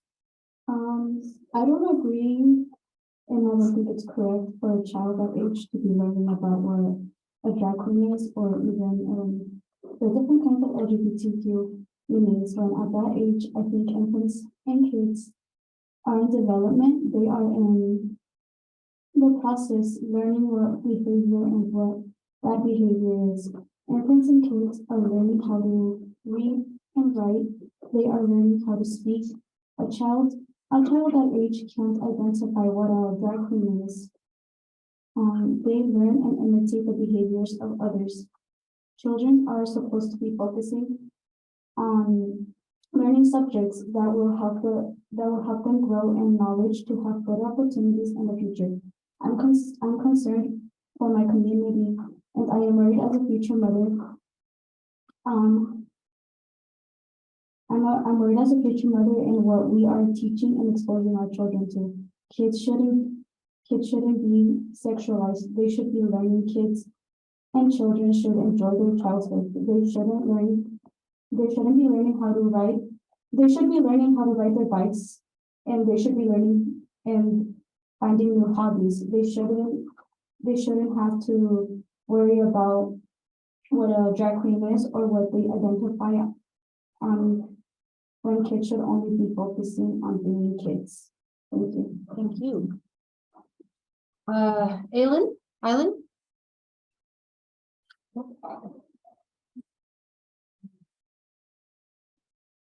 good afternoon. My name. I'm a little bit nervous. So, I'm here as a concerned older sister. I don't believe children should be exposed to these type of behaviors, and have them readily accessible to them. This is coming from me, someone who, as an adult, and I state again, as an adult, have attended Pride, have once been an ally, and I love humans, and I have friends who, again, from all walks of life. But back to our children, there is a difference between educating them on different people in the world and brainwashing them to fit an agenda. The last thing on children's minds is sex, gender, and identity, which is what drag queens represent. I have a 7-year-old brother, and I can certainly tell you that it's not on his mind. I have cousins younger than 10, and I can tell you that it's not on their minds. And it's not on a lot of children's minds. These strong issues should be talked about in private with parents or a trusted guardian. Children are very impressionable, and these discussions open children's minds to a conversation that then causes confusion in their developing brains. Let children be children. I remind everyone that this is a public and deemed child-friendly library, and bringing a nightclub burger into a children's story time should be criminalized. Thank you. Samantha.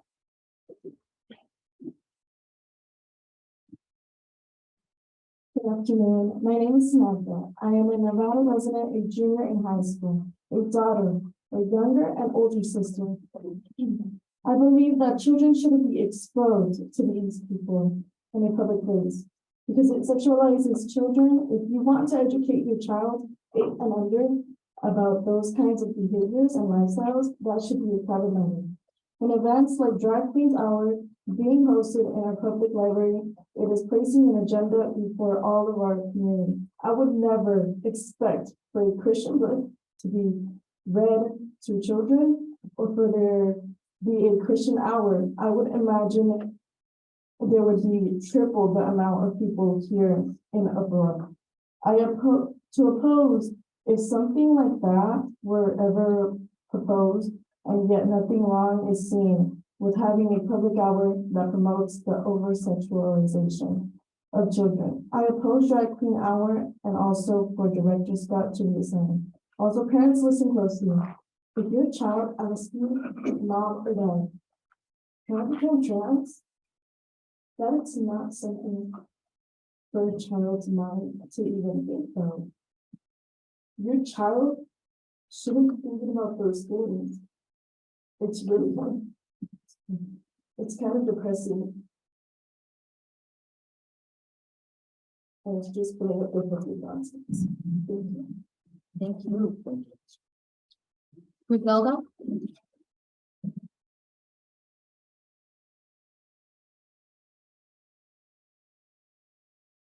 Hello, ladies and gentlemen. My name is Gray. I'm also a nurse at the Women's Health, so that's just to say that I feel and come across with a lot of people of all walks of life, and I treat everybody fairly equally and give them proper care. And I'm also a mother of very young children, 10 and 7 years old, and I've been forced to have conversations about gender identity, sexuality. My kids are confused if they see a child in class and they look like a boy, but they're being forced to call them a girl. And that's not to say that I don't accept anybody, it doesn't mean that I love anyone less. I just don't feel like I should be forced this agenda thrown down my throat and I'm being forced into conversations with my kids. I can assume that we can all say that our children are growing up in a very tainted childhood compared to what we have, and then imposing and implanting seeds of confusion just adds to that. My opposition is due to feeling like like I said, being forced to follow this agenda and drive my kids along. Attending and promoting these events seems irrational to us, just as if someone wanted to come and only read Facebook. Thank you for your time. Thank you. Trevor?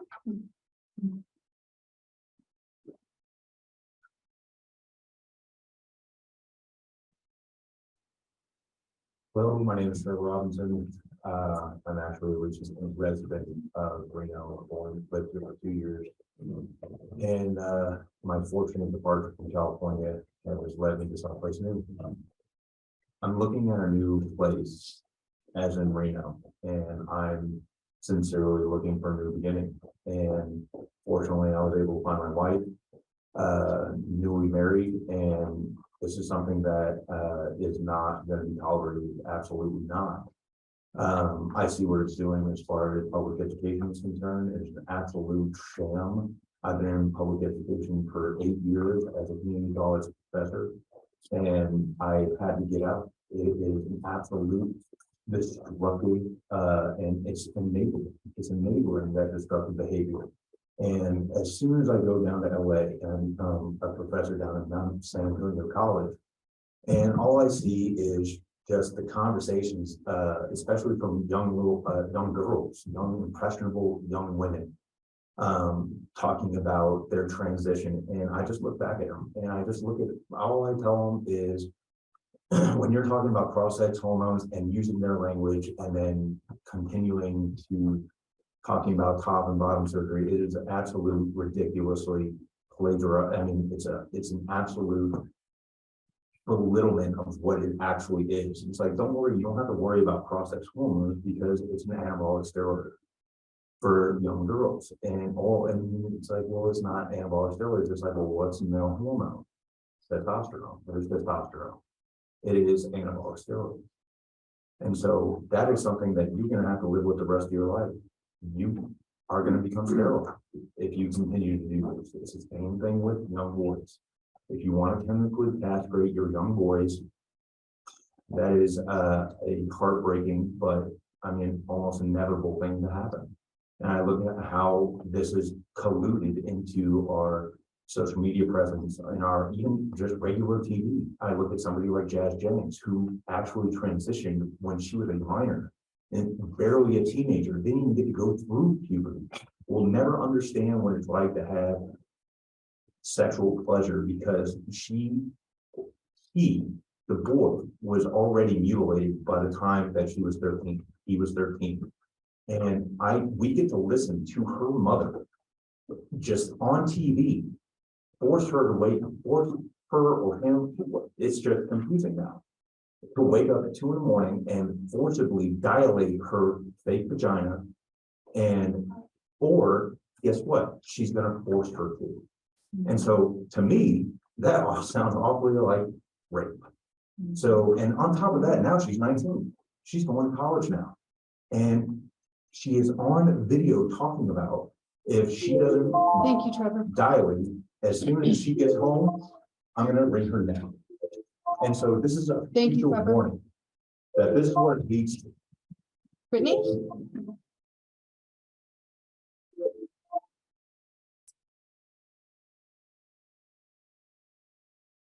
Hi, everyone. My name is Brittany. Thank you for joining us today. I'm sure it's exhausting. I'll be short and sweet. Yes, as parents in the community can decide not to take our children to these activities, but my concern lies in the seeds being planted in the children who will be in attendance that day, even with the parents who have the best intentions of teaching their children culture. At such an impressionable age, it's very confusing. It may not even be evident that day or that year, but what if that seed develops over time? Say a child ends up deciding to transition. How would we ever know if they are only confused because of that seed that was planted at a drag show that their parents brought them to when they were so young? As we have all seen the devastating stories of people that wish they had not transitioned, it just seems that this should be something that a person figures out naturally over the course of their growth. Thank you. Thank you. Elizabeth?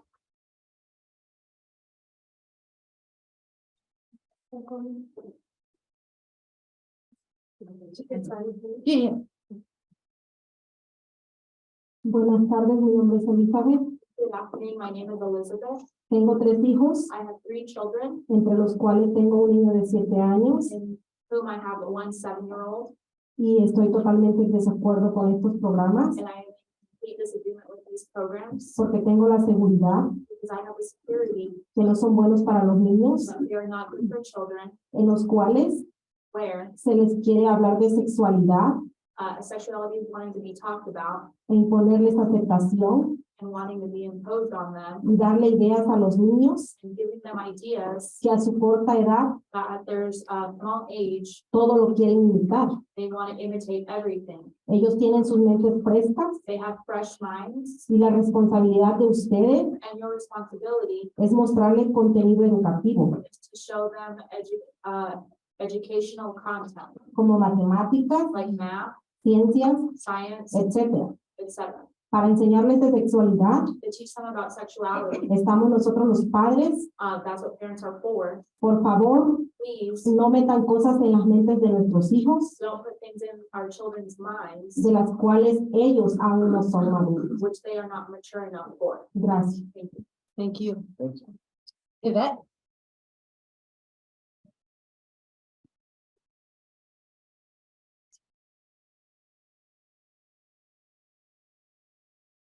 Good afternoon. My name is Yvette Casillas, and I've been living in Washoe Valley for over 22 years. I have 7 children and 1 grandchild. I don't believe that children should be involved in these events. It only confuses a child's mind. This drag queen hour is very dangerous. I think if they want to have a drag queen hour, they should have it in a bar. Why would you want it in a library? What are you showing these kids? I don't understand. I don't understand the minds of these adults. Kids cannot choose what is good for them or what is not.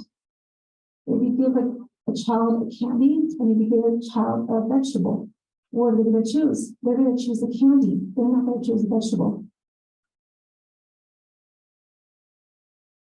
Why are you allowing? It saddens my heart that you would allow this to happen from kids from 1 to 12 years old. I used to take my children to the library. I remember it was a fun learning experience. We used to do things with the librarians. We used to have puppets and ABCs and learning and colors. And now drag queens are showing what? What are we going to benefit from this? What are kids going to benefit from this? I remember there were 1 year old in there, there were little babies. What are they thinking? That this is happy hour, they're clowns. This is not right. I think that we as parents are responsible for our children, and we need to train our children in the Lord. And this is not right. This is not of God. And I think God will harden your hearts, and hopefully He will help you realize what you are doing is very wrong. And I pray to God for you. I don't have anything against LGBT. I just think that whatever they do, they should do it in their four walls, or do it at a bar, or do it at somewhere else. But this is a public area. And I am very saddened that this happened in this. And it's already in California. My cousins already, they told me about this, and they took their kids out of their school district and they put them in charter and Christian schools because of what's happening to the world is changing, and we have to look out for our kids. If we don't look out for our kids, other people will, and they'll destroy the mind. And it saddens me that you have him here, and just thank you, Beth. Myra? She had really appreciate the back to work that she sent me, which she wanted to say, is it okay? Can we do that? We can't do that. Sorry. Okay, do I submit that somewhere? Yeah, you can send an email. Send an email? Mhm, absolutely. Okay, that's the end of my list. Is there another list I don't know about? Thank you. Nestor.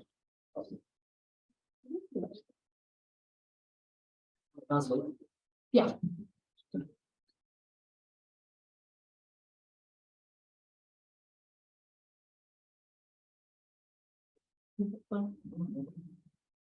Acabo de notar que hace un momento alguien leyó un texto de alguien más. I noticed that somebody else was able to read another person's text. Y ella no fue, y que usted no pudo leer el texto de otra persona. But I was not allowed to read somebody else's, Nada más para el record. just for the record. Okay. Mi nombre es Néstor Herrera, y pues yo no estoy de acuerdo My name is Nestor Herrera, and I am not in agreement con este tipo de programas. with this type of program. De hecho, no pensaría ni que estos programas deberían ni siquiera considerarlos ustedes, I never even thought that you guys would be considering an event like this, si es que se puede llamar programas. if you would even call it a program. Nuestros niños están siendo expuestos, Our children are being exposed sin ninguna de estas cosas, a muchísimos problemas, to lots of problems, a cosas psicológicas en las escuelas. psychological problems in Lo school. que tienen ellos que estar pensando What they need to be thinking about es con respecto a aprender in regards to learning y con respecto a lo que quieren para el futuro. and what they want for their future. La ley misma The very old law explica de que a los 16 años un joven no es capaz todavía maduramente en su mente explains that still a 16-year-old is not mature in their own mind para poder hacer algunas cosas. to be able to do certain things. Incluso a los 18 años la ley dice que todavía algunos no pueden hacer otras cosas. At 18 years old, the law says that some kids are not allowed to do certain things. Entonces a nuestros niños, el permitir que algo así suceda, que alguien les esté leyendo, So for this to be permitted, for these people to be reading to our children, de una u otra forma les están exponiendo in one way or another, they're being exposed a todas las situaciones que estas personas traen. to all the situations that these people are bringing. Entonces, no deberían ni siquiera de considerar estos programas. So you shouldn't even consider this program. Estoy totalmente en desacuerdo I'm in complete disagreement, y espero que lo consideren and I hope that you would consider it, y que para el futuro ni siquiera puedan poner algo así, que sean objetivos en todo lo que deciden. and for the future, for you just to be objective in everything that you decide. Porque nuestra niñez necesita Because our children necesita guía, need guides, necesita aprender need to y learn, necesita tener todo disponible de la forma correcta. need to have everything readily available, but in the correct form, Sin que exista algo que los esté presionando without there being something that pressures them ni que les cause confusión en sus or mentes. causes them confusion in Ya their nuestros minds. niños están suficientemente confundidos. Our kids are already confused enough, Todo lo que está pasando en nuestro país everything that's happening in our country, para que además estén sucediendo cosas como las que so están that tratando de poner. for us to add even more to what they're already going through. Gracias. Thank you, Mr.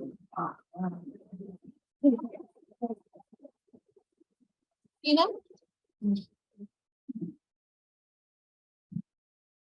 I'm Dr. Faith Positive. I'm in support of Direct Story Hour Note.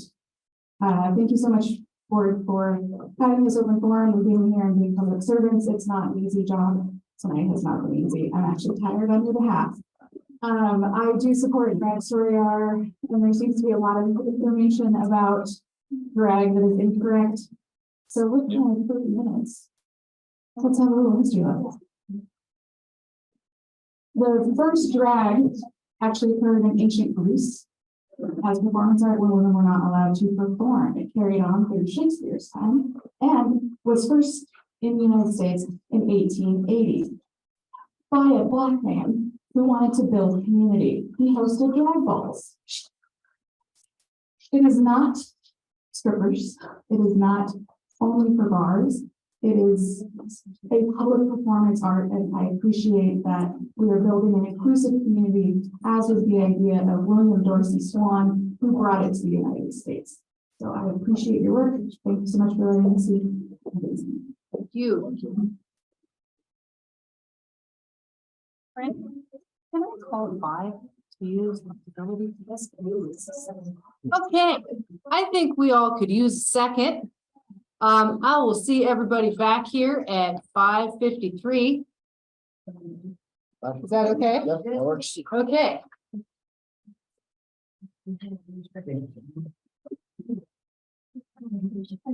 Your item on to the top. Whenever you can move the chair, it's a chair, we have it at the party. Yeah, and it's the third item. We want to see the plan of occupation memorial, but we just do the one first. And since I'll have to sit here for 2 hours. Back in a second. Oh, okay. I remember exactly.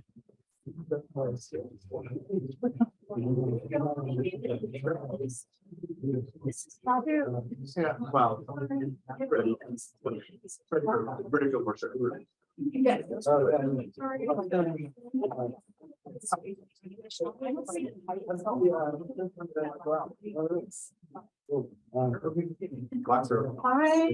out. But anyways. Well, it's.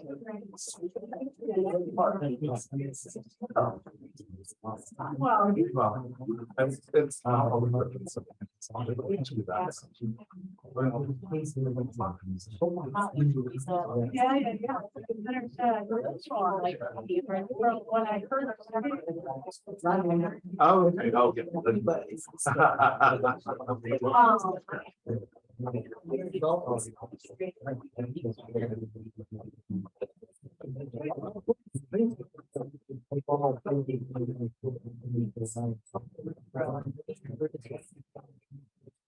Yeah, oh, I'm sorry.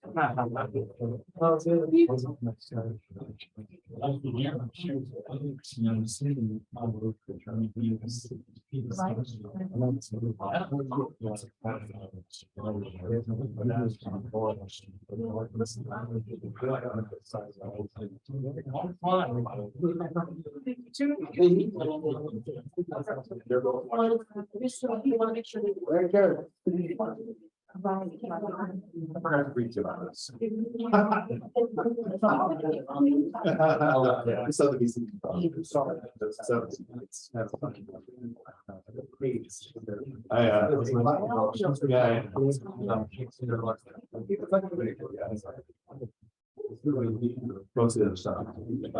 We're gonna be running more. Well, so far, we've had all this.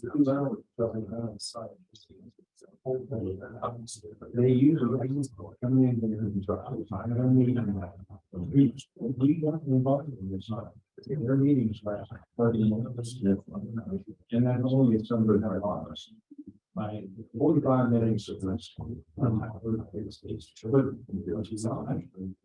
You know, then people from the public service, they could not. There might be like, we go back and started having 25th and violence. It's like, actually, oh, no, everyone actually, so that's actually really good. So,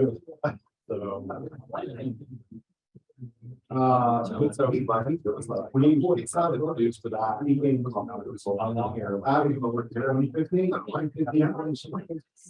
But it's like we had the same thing. We're closing up workshops. So I was kind of like, they need something that kind of this out. That's just right.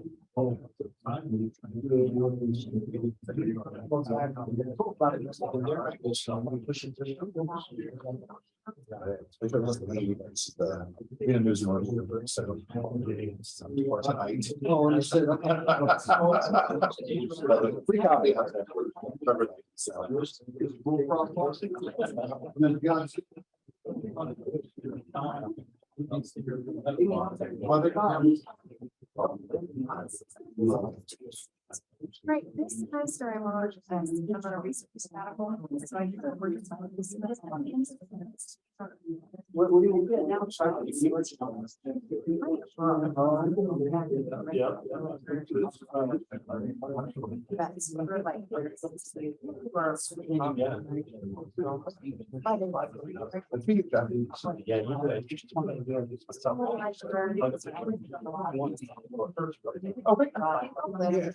I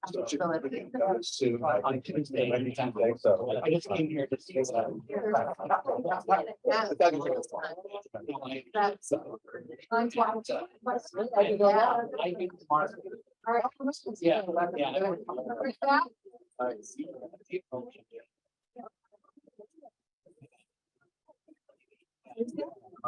I like the back here. Yeah, of course, we have to keep Martha's bus stuff forever. Oh, yeah. Thank you. Okay, let's go ahead and start the meeting. One more. It's gonna be bedtime. All right, we have one action item. If you've been at previous meetings, last couple. Was that Zoom? Oh, there's Zoom public comment.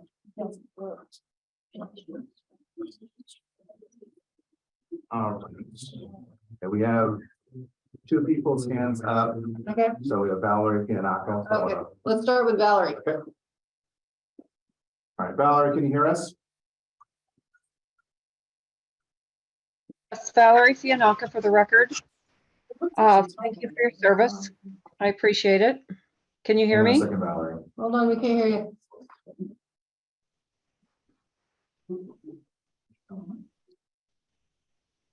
Give us a moment here. We're gonna see why the sound is something not working. I've unmuted. Can you hear me?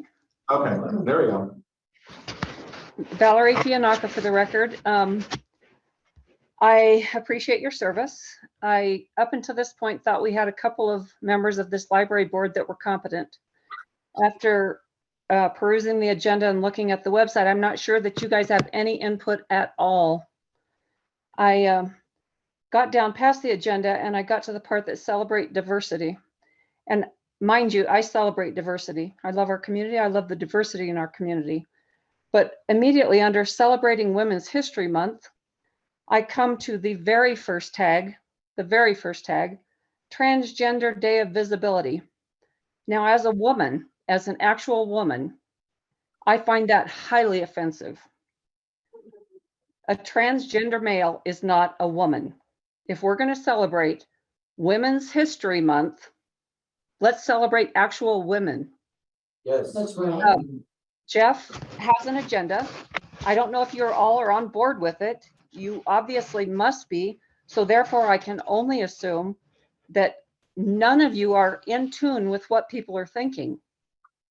I just don't, I'm not even going to go down the road of the rest of this nonsense because you all have heard my opinion many, many times. I'm not going to go there again. I'm going for your money. I'm going to keep going for your money.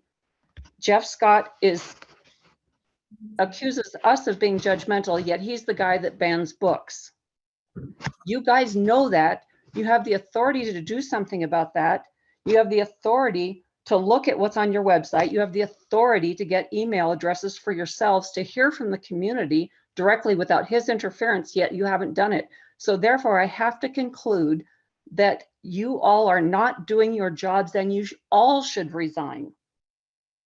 I'm sorry to say that. I really am, because I think a couple of you are very intelligent people. But at this point, you're not doing your jobs. And he obviously has an agenda. When a man in woman face is considered acceptable in our library, which we, the taxpayers, pay for, nobody has mentioned that fact. We don't care if parents want to take, I care. I actually care. But if parents choose to take their kids to the story hour, that's great. Not on my dime, not in a facility that taxpayers pay for. That is the primary problem I have with this. But I also am beginning to think, after 7 months of watching all of this, there's a serious agenda going on. It's getting deeper, and you all don't care about it. You flatly are saying you don't care about it. And that's a problem. And judging from what I've seen in this room so far, it's not going to let up. It's getting bigger and bigger and bigger. You need to pay attention to it. Thank you, Valerie. Roxanne, can you hear us? Roxanne, can you hear us? Yes, can you hear me? Yes. Yes? Yes, go ahead. Okay. First, the chair of this board is demonstrating great disrespect to citizens. She's sitting there eating like this is snack time. She's also occasionally laughing behind her hand at certain speakers. She needs to resign or be replaced by the Washoe commissioners. 2, Scott has demonstrated himself to be a liar in his previous employment. What's he lying about now? What are his present deceptions? Fire him. Let's invite him to find another city to live in. Bye, Jeff. 3, supporters of Drag Queen Story Hour aren't fooling anyone, claiming that it's about inclusion and diversity.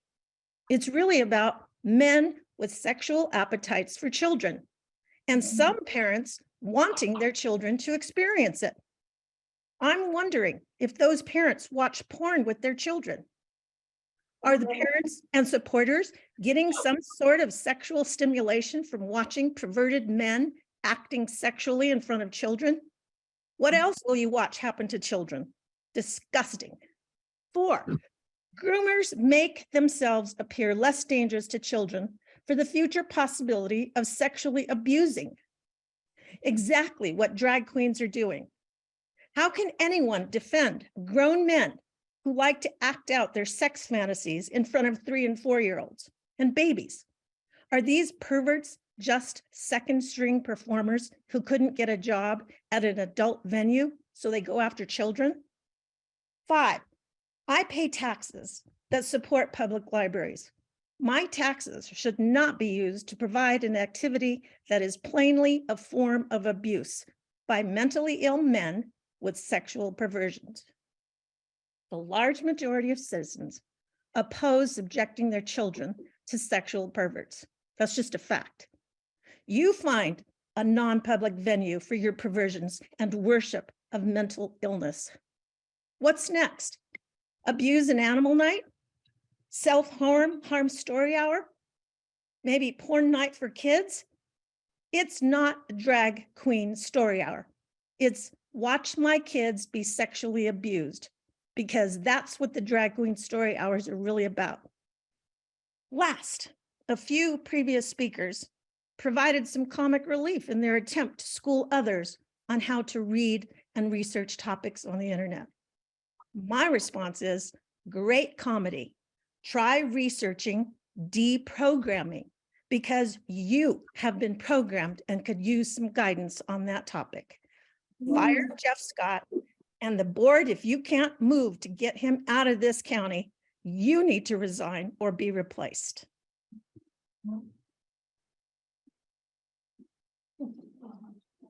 I approve of that.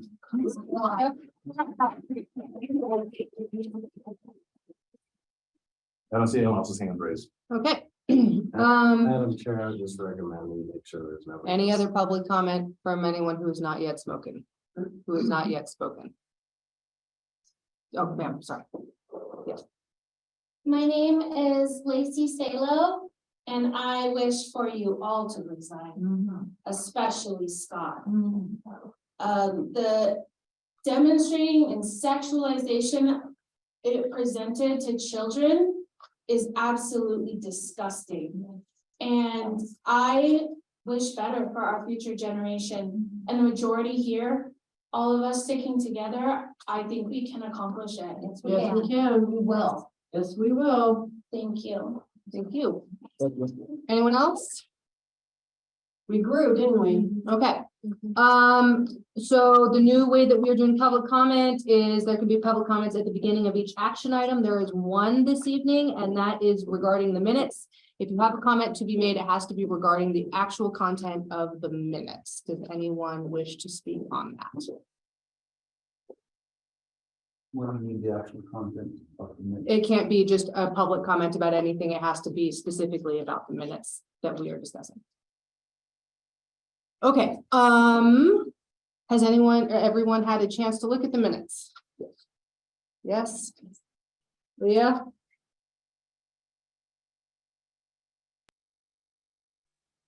Yes. Yes. Okay, if there are comments, I would entertain those, or a motion if somebody is so prepared to do that. I'd like to propose a motion. Just the board has to. Can I do it too? You cannot, nope, Okay. We're gonna propose to expire Scott. we can't propose that. The actual meeting part, public comment is over. So. And we're actually doing the meeting. The only one, the library board, We are the board. We have one member who is, on, so there's 5 of them? there's 4 currently. Okay. Okay. Anybody?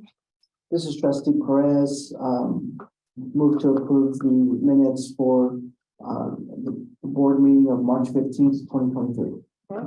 Do I have a second? And I second. Okay, is there any discussion? Okay, I have a motion from Frank and a second from Anne. All in favor, please make a verbal or visual. Aye. Leah?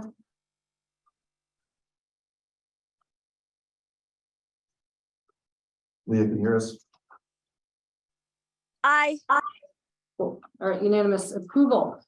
We have no old business. I'm gonna go ahead and move things around a little bit in new business. Al, thank you so much for your patience and hanging out here with us today. So we're gonna actually move C up to the first action or non-action item for new business. Right, so we have some history here. Jean Stos was a trustee on this board and served her first term and served part of her second term when she had to resign. due to health reasons, and she passed away in December of last year. Jean had a very storied career in Washoe County in public service, and then today we want to honor her with a memorial. I've included some of the articles when she was appointed. She was the first woman appointed the Washoe County Commissioners. And so being a librarian, I am, want to find her articles when she was appointed. So there's some of these papers are different, but you know, the lady commissioner still asks the right questions. So profile on her, the picture is black and white and then reversed. So it's not, those pictures aren't great, but I was really happy to find pictures for her for that. And it's actually, these are very long stories. It gives a really great biography on her. So I was really thrilled to have that and be able to put that in the packet for her. And so another one. So Dick Scott had resigned his seat to work at the Bonanza, and then the governor appointed Jean to the seat. So this is him congratulating her on the appointment. And then I think there's one more, and this is where she's being sworn in. So really cool. That's, you know, part of our history in Washoe County, and Jean's a big part of that, and she's been part of this board. So I really wanted to make sure that was included. So I have a memorial I'll read, and then if her husband also wants to say something at that point. That'd be great.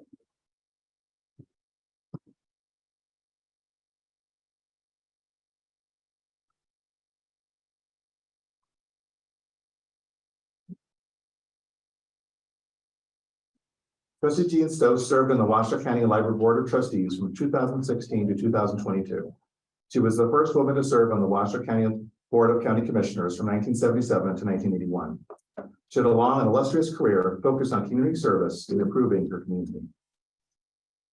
Jean Stokes was born on February 10th, 1937, and died in her sleep at Arena Home of 57 years on December 3rd, 2022.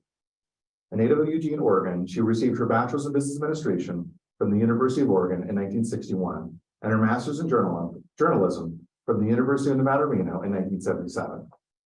Jean would dedicate the next 60 years of her life to serve in Washoe County and Reno, Nevada. Politics and public service were a large part of Jean's life. She got her political start by working for Harry Reid's lieutenant governor campaign, a very famous politician for the state, so that's quite an accomplishment. Governor Mike O'Callaghan appointed her to the Gaming Policy Committee in 1971, launching her into regional and statewide politics.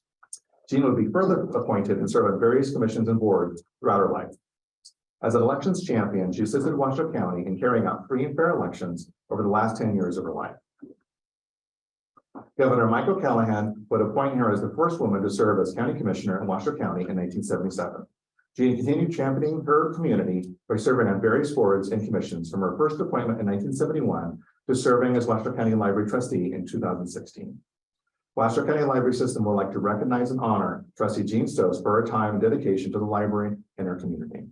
So Val, do you want to say a few words? Thank you.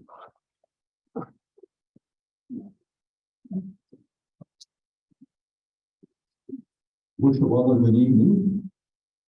My name is Dr. Alfred W. Stokes. As many of you may not know, I served as a member of the Board of Trustees for 8 years. And for a number of years, or a number of times, I was a chairman. And I will admit that I was chairman at the time when the board selected Mr. Scott to be the director. So I'm somebody to hate me if you like. Well, I have a number of things that I wanted to say, but the time is growing short. I do have a long list I wanted to go over with you, but I won't go over those in any great deal. Just to say that Jean loved the library. I did not encourage her to apply to be a trustee, because for her to become a trustee, she had to succeed me, and I did not really feel that was always appropriate to have another family member serving, succeeding another one at that time. But she loved the library. From the time that we moved to Reno, she took the kids to story hour at downtown Reno, when there was only a small number of libraries in the county. And she brought books home for the kids. They went to story hour, and they enjoyed themselves. They had a good time, and she had a good time, and she read many books in the library. And she did enjoy being on the library board. She probably accomplished more in her 6 years as a member of the board than I did in 8 years. But that's to her power, because that's the kind of thing she wanted to do. And she wanted to become a member of the board, even though I was just leading the board. But she had enough political pull with the county commissioners to be appointed as my successor. So that was and she had a good time on the board. She did a number of things, tried to do a number of things. And that's about all I can say, is that there will be a celebration of her life in the future. And all of you library people who knew her and worked with her are certainly welcome to come. Unfortunately, she's outlived most of her contemporaries, so it's been difficult to find a number of people to attend a celebration of life. The original intent was to hold it at Rancho San Rafael in the ranch house, because Jean, and one of her activities as a county commissioner, was responsible, one of the people responsible for the purchase of Rancho San Rafael as a park.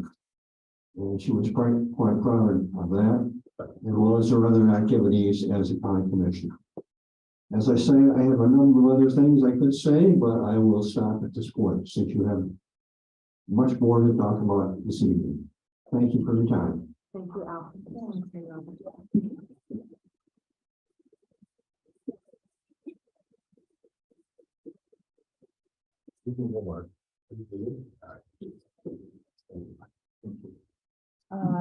I should personally thank Mr. Scott for the presentation he made here. That's very nice.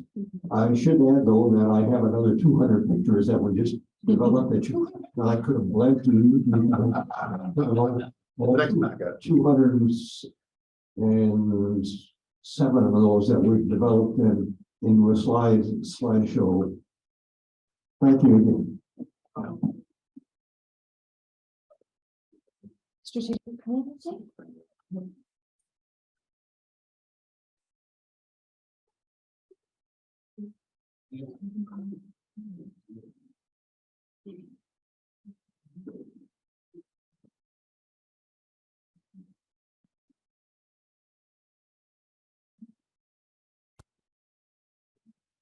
So strategic plan for April.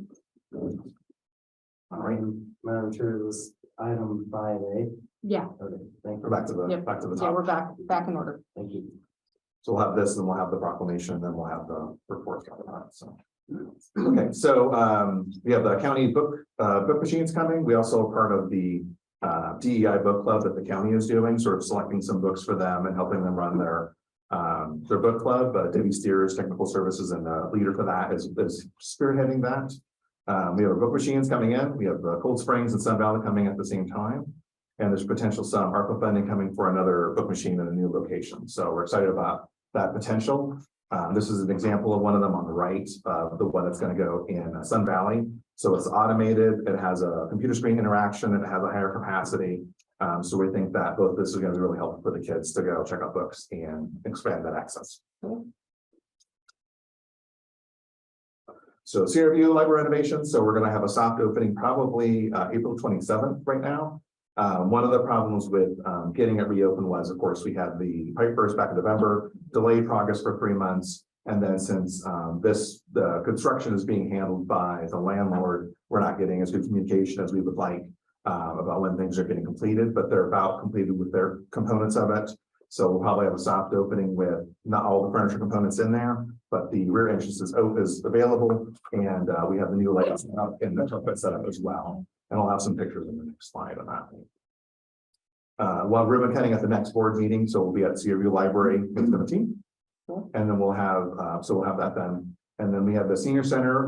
We had plans from the Kaiser grant, about $100,000 to renovate the senior center library. That appears that they're going to renovate the entire senior center on 9th Street, which is great. It's long overdue, so we're excited about that. That saves us some money. We can use some of that funding more for seniors, either that location or other locations. Well, we have the Zoom room grant. So I just got word this week. This is kind of why I don't have a written director's update later on, because all the dates are very squishy. So I did get word on Monday that we were awarded the Zoom room grants for additional locations, downtown Reno, CRV, Northwest, and Sparks libraries. And those are going to be the 4-person Zoom rooms there.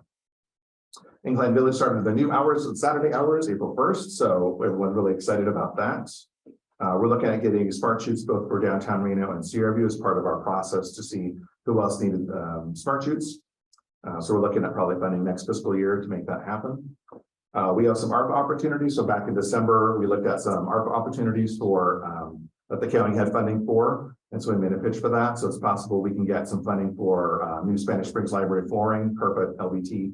Same thing with South Valley's library, possibly a new book machine. Of course, the pie in the sky is new North Valley's library. I don't think there's enough funding for that, but I keep putting it on there to remind people we need a new North Valley's library to serve the North Valley's residents. What do you consider what's article?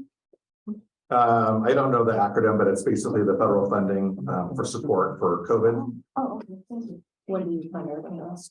I don't know. I think probably soon, next 2 weeks. So that's why I don't have some of the things written. I don't have like hard dates for anything. So something's going to happen at some point, which will be good. So, but I got the word from that all those projects will receive positively. So it's a good chance we'll get some of those funded. So some pictures for CRV. So we have the new layout. You see this is the rear entrance. So you see the rear entrance there. If you ever gone to the CRV library, when you walk straight in, straight back is sort of what was a hallway, was sort of like a teen area, and it kind of dead end there. So we extended that and put that into the back area. So one of the issues with Reno Town Mall is that there's not an entrance on that side to get into the mall. And a lot of people who go to social services on that side would have to walk all the way around the mall to get into the mall. So this is a solution because a lot of times when they're coming into the mall, they come and see us. So it's a shortcut for that for them. So and we've been jokingly saying that the CRV library will have a CRV because they'll have a window to the outside. So that's exciting. And we have one of their Zoom rooms in place there. Once we're back open, we'll also restore that program with the Northern Nevada Literacy Council that does ESL classes, adult education, citizenship classes, and the like. That's sitting at Sparks Library. So we'll have 2 locations once we're reopened. Plans are coming back. I believe so. I've heard comments on that. I think the thing I've heard the most is when is CRV Library going to reopen, and then when are the plans coming back? So I'll make sure Sarah Jack knows that.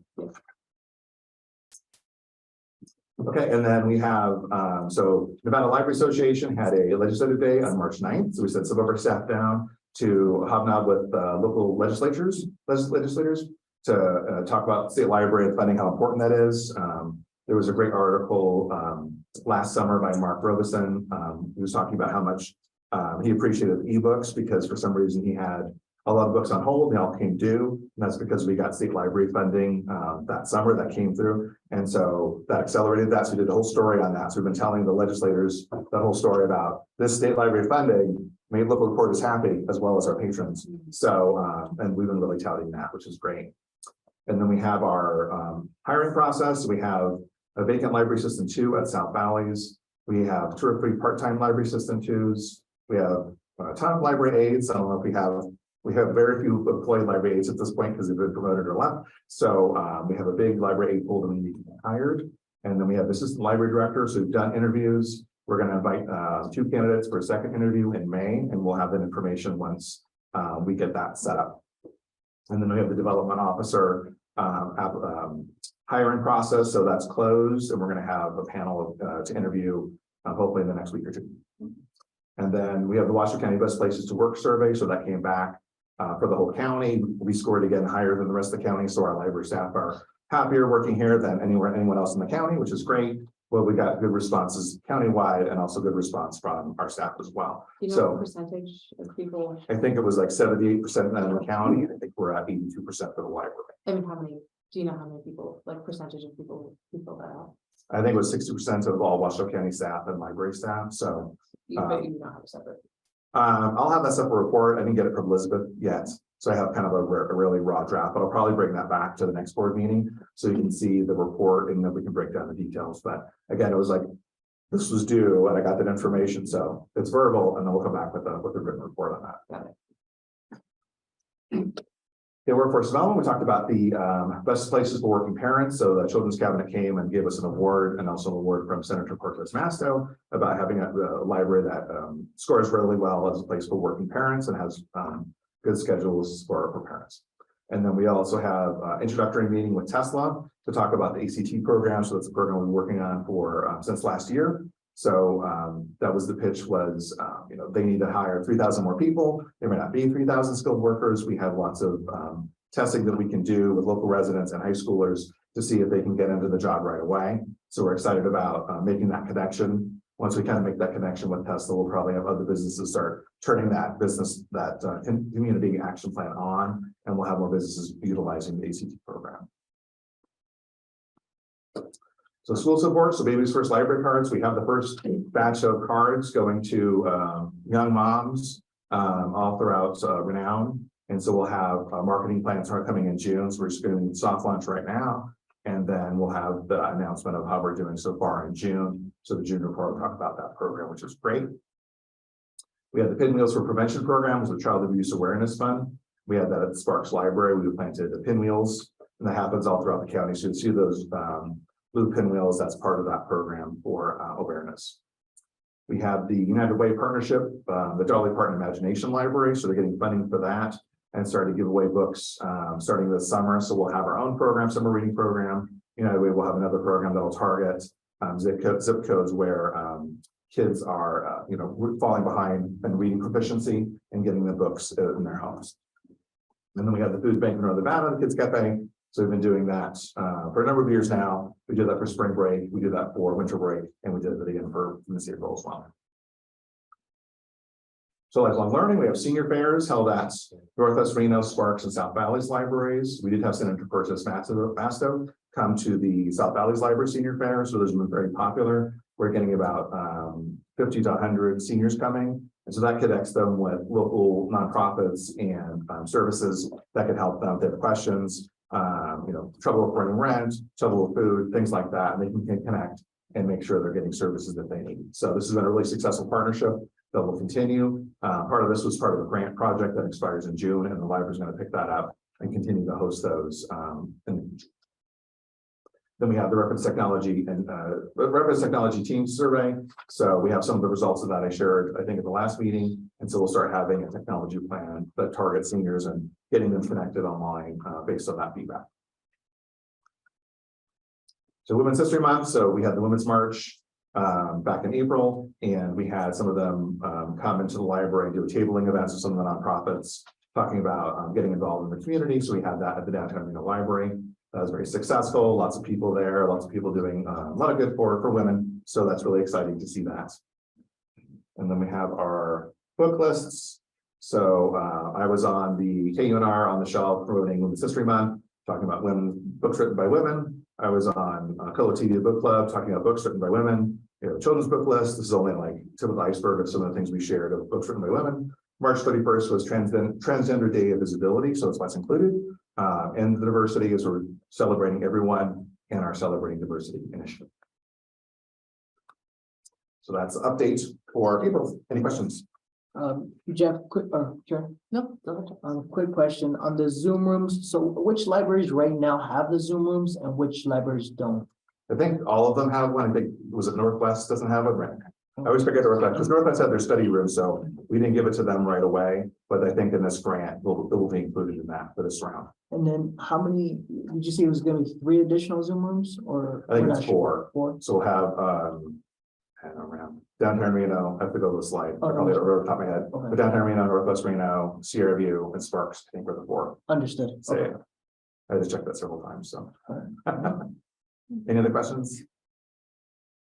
So we can't actually take public comment anymore. I'm not making a comment, I'm just asking. We can't act, we can All only all I discuss. wanna know is just, is it still stand that? We you still only need can't engage 25% with you right now. Of the registered voters in this county to recall of you? Sir, we cannot engage with you at this time. We're having a meeting that you are welcome to witness, but we are not engaging with you at this time.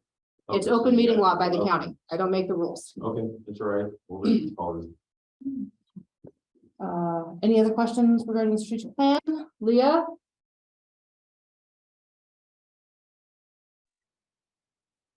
Nope, sounds good. Okay. National Labor Week Proclamation. All right, so with the BCCC meetings going very long, they give us the proclamations to read. So we have National Library Week celebration that's for this week and next. So I'll read that right now. So Board of County Commissioners recognition, whereas libraries provide the opportunity for everyone to pursue their passions and engage in lifelong learning, allowing them to live their best life. And whereas libraries have long served as trusted institutions of all members of the community, regardless of race, ethnicity, creed, ability, sexual orientation, gender identity, or socioeconomic status. And whereas libraries strive to develop and maintain programs and collections that are as diverse as the population they serve and ensure equity of access for all. And whereas libraries adapt to the ever-changing needs of their communities, continually expanding their collection services and partnerships. And whereas libraries play a critical role in economic vitality of communities by providing internet and technology access, literary skills, and support for job seekers, small businesses, and entrepreneurs. Whereas libraries are accessible and inclusive spaces that promote a sense of local connection, advancing understanding, civic engagement, and shared community goals. And whereas libraries, librarians, and library workers are joining library supporters and advocates across the nation to celebrate National Library Week and encourage all residents to visit their local library to explore the wealth of resources available. Now, therefore, the Washoe County Board of County Commission does hereby recognize week of April 23rd to the 29th, 2023 as National Library Week. So nice to get the recognition from the BCC, and then we'll have, I think, the tabling event at the legislature on Monday. So we'll do something for that as well. We'll do another round of that. So good to have the word out about how wonderful libraries are. Awesome. I'll move down to the director's report, which again is totally verbal because all the dates. Okay. So item 6A. Yeah. Yep. So Sierra View, like I mentioned, Sierra View will open soft open April 27th. We'll have the ribbon cutting May 17th. And then we have the Culture Fest event that's happening at the Reno Town Hall April 30th, which is why we're doing the soft opening on the 27th, so we can be available for that program. We have the second interview rounds for the assistant library director that'll happen in May, so I'll send those dates out once they get those set. We have the book machines coming in over the next 2 weeks, so they'll either become end of April, beginning of May. Zoom room approved, and I mentioned that in the strategic plan. Our budget for this year was mostly approved, so we'll have a $425,000 increase to the book budget, and then $120,000 increase to our internet access. So the increase in fiber access that we've been doing the last year, so we'll be able to pay for that increased access to continue in the future. And then I think we're looking at trustee appointments. I believe Tuesday is a tentative date that's set. So until that BCC agenda comes out, I'll say it's tentatively Tuesday. Right. And so if it is, we'll make sure all the board is aware of that. Okay. And then, yeah, best places to work, I mentioned that. So that's all I have. Any questions on those brief updates? I think so. All right, Northwest Reno Library Report. Wow. That's item 6B. Right? Yeah, we're on 6B.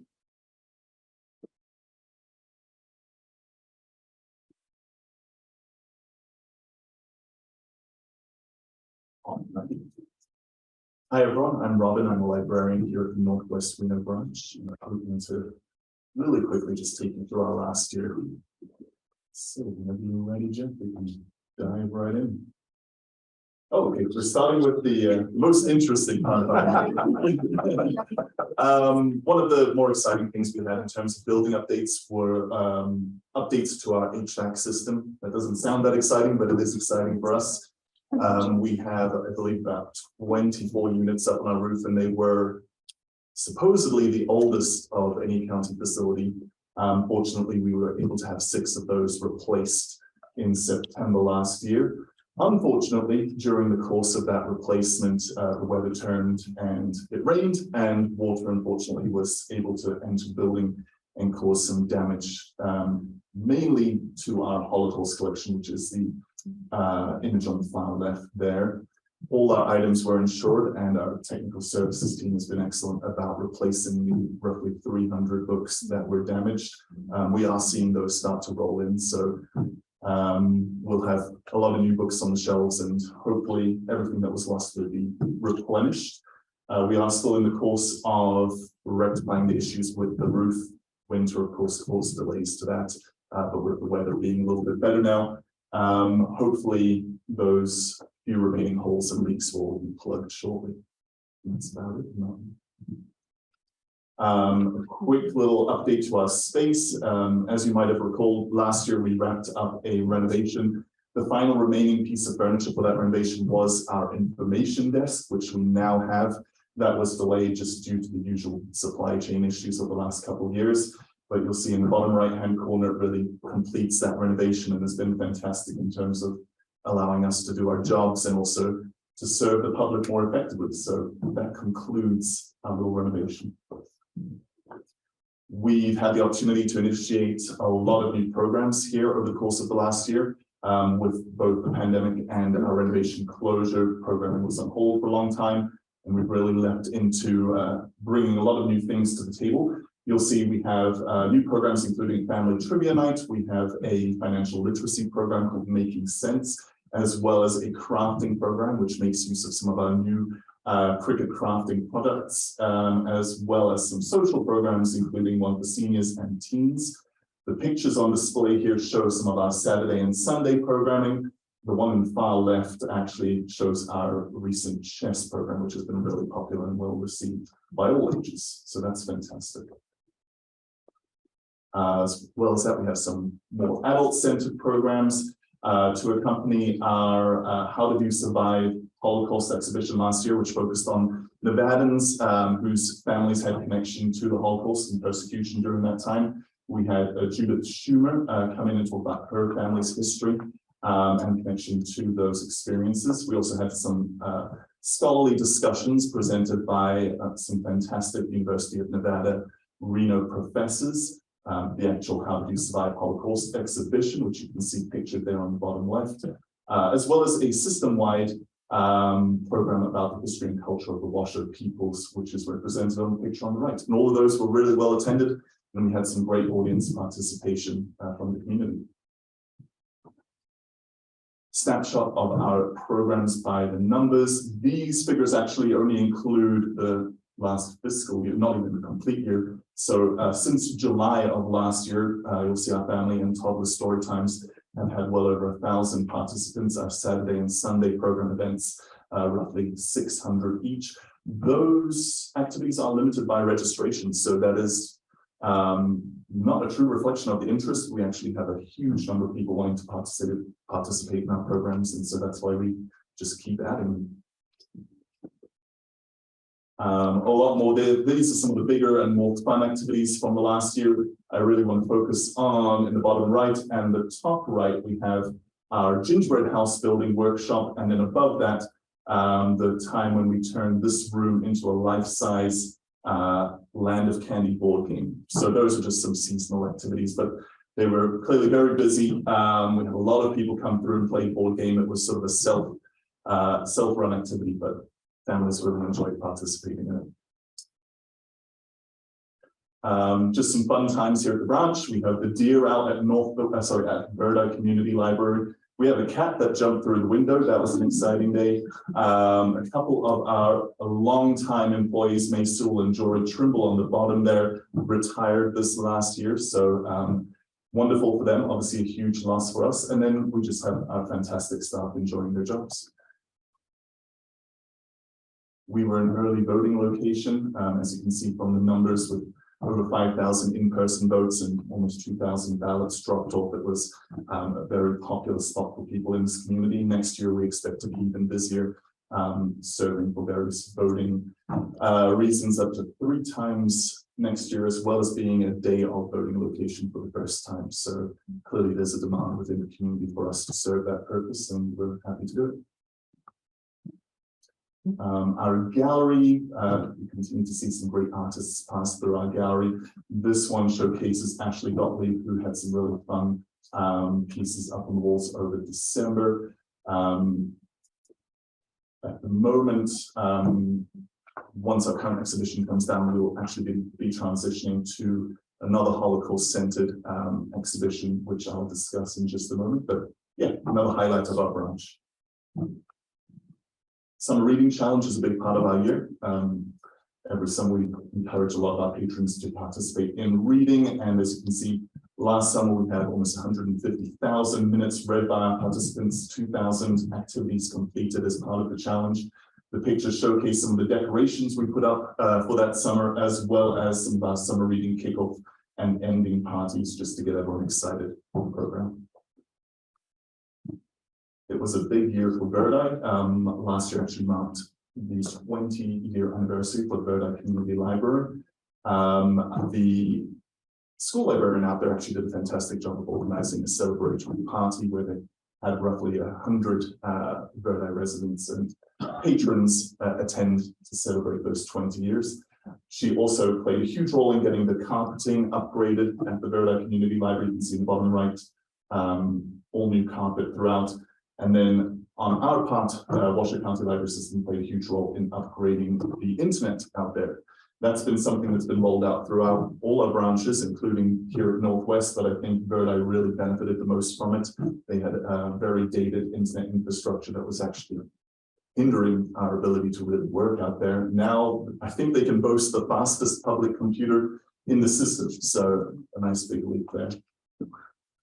A few staff updates. As I mentioned, we had a couple of retirements. We've also had quite a few new staff on board. We've had some departures, some due to promotions, things of that nature. 3 vacancies still remain, but we have had a huge number of volunteers join our team here, which isn't mentioned on there. I think we've onboarded roughly 11 volunteers. We lost a lot of our core volunteers due to the pandemic. Many of them weren't able to come back after that. So the level of interest and the amount of onboarding has been fantastic. So that's a huge help to us as well. What do volunteers primarily do? Oh, here, a lot of them do shelving. A lot of them help us locate items, completing things like our missing lists or our hold lists.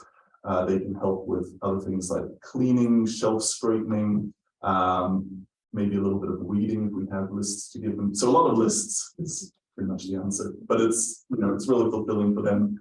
And we really appreciate the time. We actually have a lot of team volunteers as well. They're generally interested in working in libraries as a career. So it's a great opportunity for them to get a lot of career experience. So, yeah. Okay, this is our upcoming exhibition, which will be here in July, Americans and the Holocaust. This is actually a really high caliber exhibit. It's created in conjunction or by both the American Libraries Association and the United States Holocaust Memorial Museum. So we're expecting a lot from this. I'm excited to see it arrive. It's going to be a huge amount of work to get it all set up and unbox everything, but hopefully it brings a really fascinating story to the Northwest Reno or the Reno community in general. As you can see, it focuses primarily on American motives and experiences and how those shaped Americans' interpretations of what was happening in Europe at the time. And that's about it. You can see we had a lot of fun here at the Northwest Reno branch. We've really enjoyed the new space thanks to the renovations. And we've really enjoyed having a lot of the community to return to our branch over the course of the last year. Thank you so much. Thanks, Robin. Any questions? Leah, do you have any questions or comments?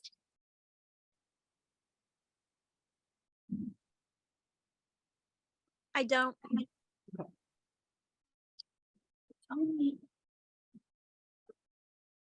Perfect. for facts, the one internet station that's at Bird Eye has 1 gigabit internet going into it, so. But it helps us host a lot of the CAB meetings when the commissioners go out there. They can do the hybrid, so people can't get to the Bird Eye Library. They can participate in the CAB meeting, so that's really helpful for them.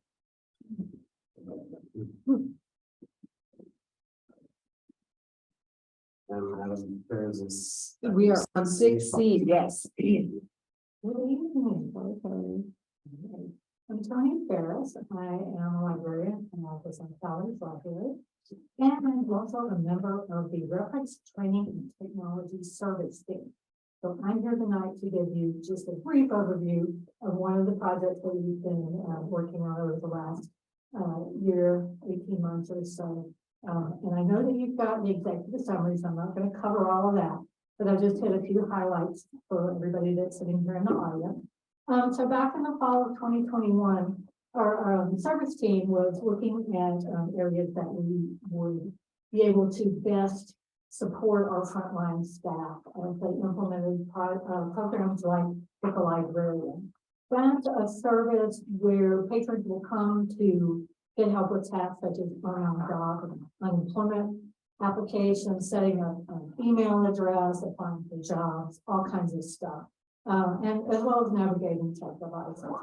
So as a subset of that larger project, we implemented the community resource of the week. And so the team members did some really interesting deep dives into community support services for our patrons. We came up with some really fascinating stuff. So, and they touch on, you know, four components of our strategic plan that RTT participates in: that welcoming spaces, workforce building, lifelong learning, and celebrating our diverse community. So in January of 2022, we rolled out a notice through Yammer, the county social media platform, saying, hey, we've got these services, these resources that are rolling out, and they're available for everybody that are intended for library staff. All county employees have access to SharePoint when they can see these wonderful resources. So April of last year, we rolled out the very first community resource of the week, which was Truckee Meadows Park Foundation with the little-known dementia-friendly nature walks that take place in Idlewild Park, another permitting. But it's great because these interpretive walks are specifically designed for individuals dealing with dementia, as well as their families, their partners. So that was really exciting to roll that one out.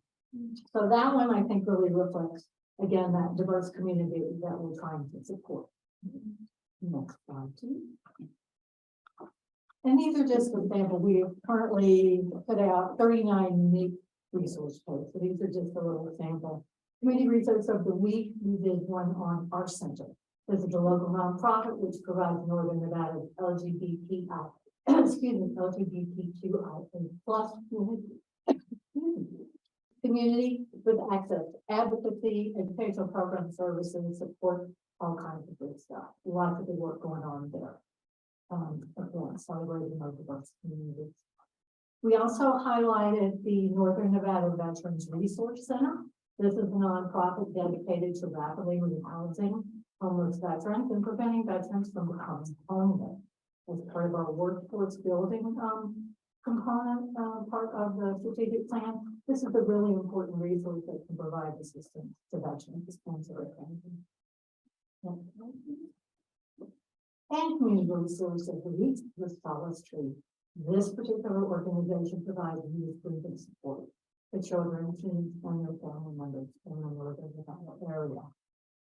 And free services include peer support groups, free court shops, all kinds of resources for people that experience the loss. And in keeping with our push towards supporting lifelong learning, we also highlighted Nevada Talking Books. This is a network of libraries putting together audiobooks and magazines. They're free of charge, no due date, and they are available to levels of vision. So as you can see, there are many resources out there. Lots of them, I think, are hidden gems.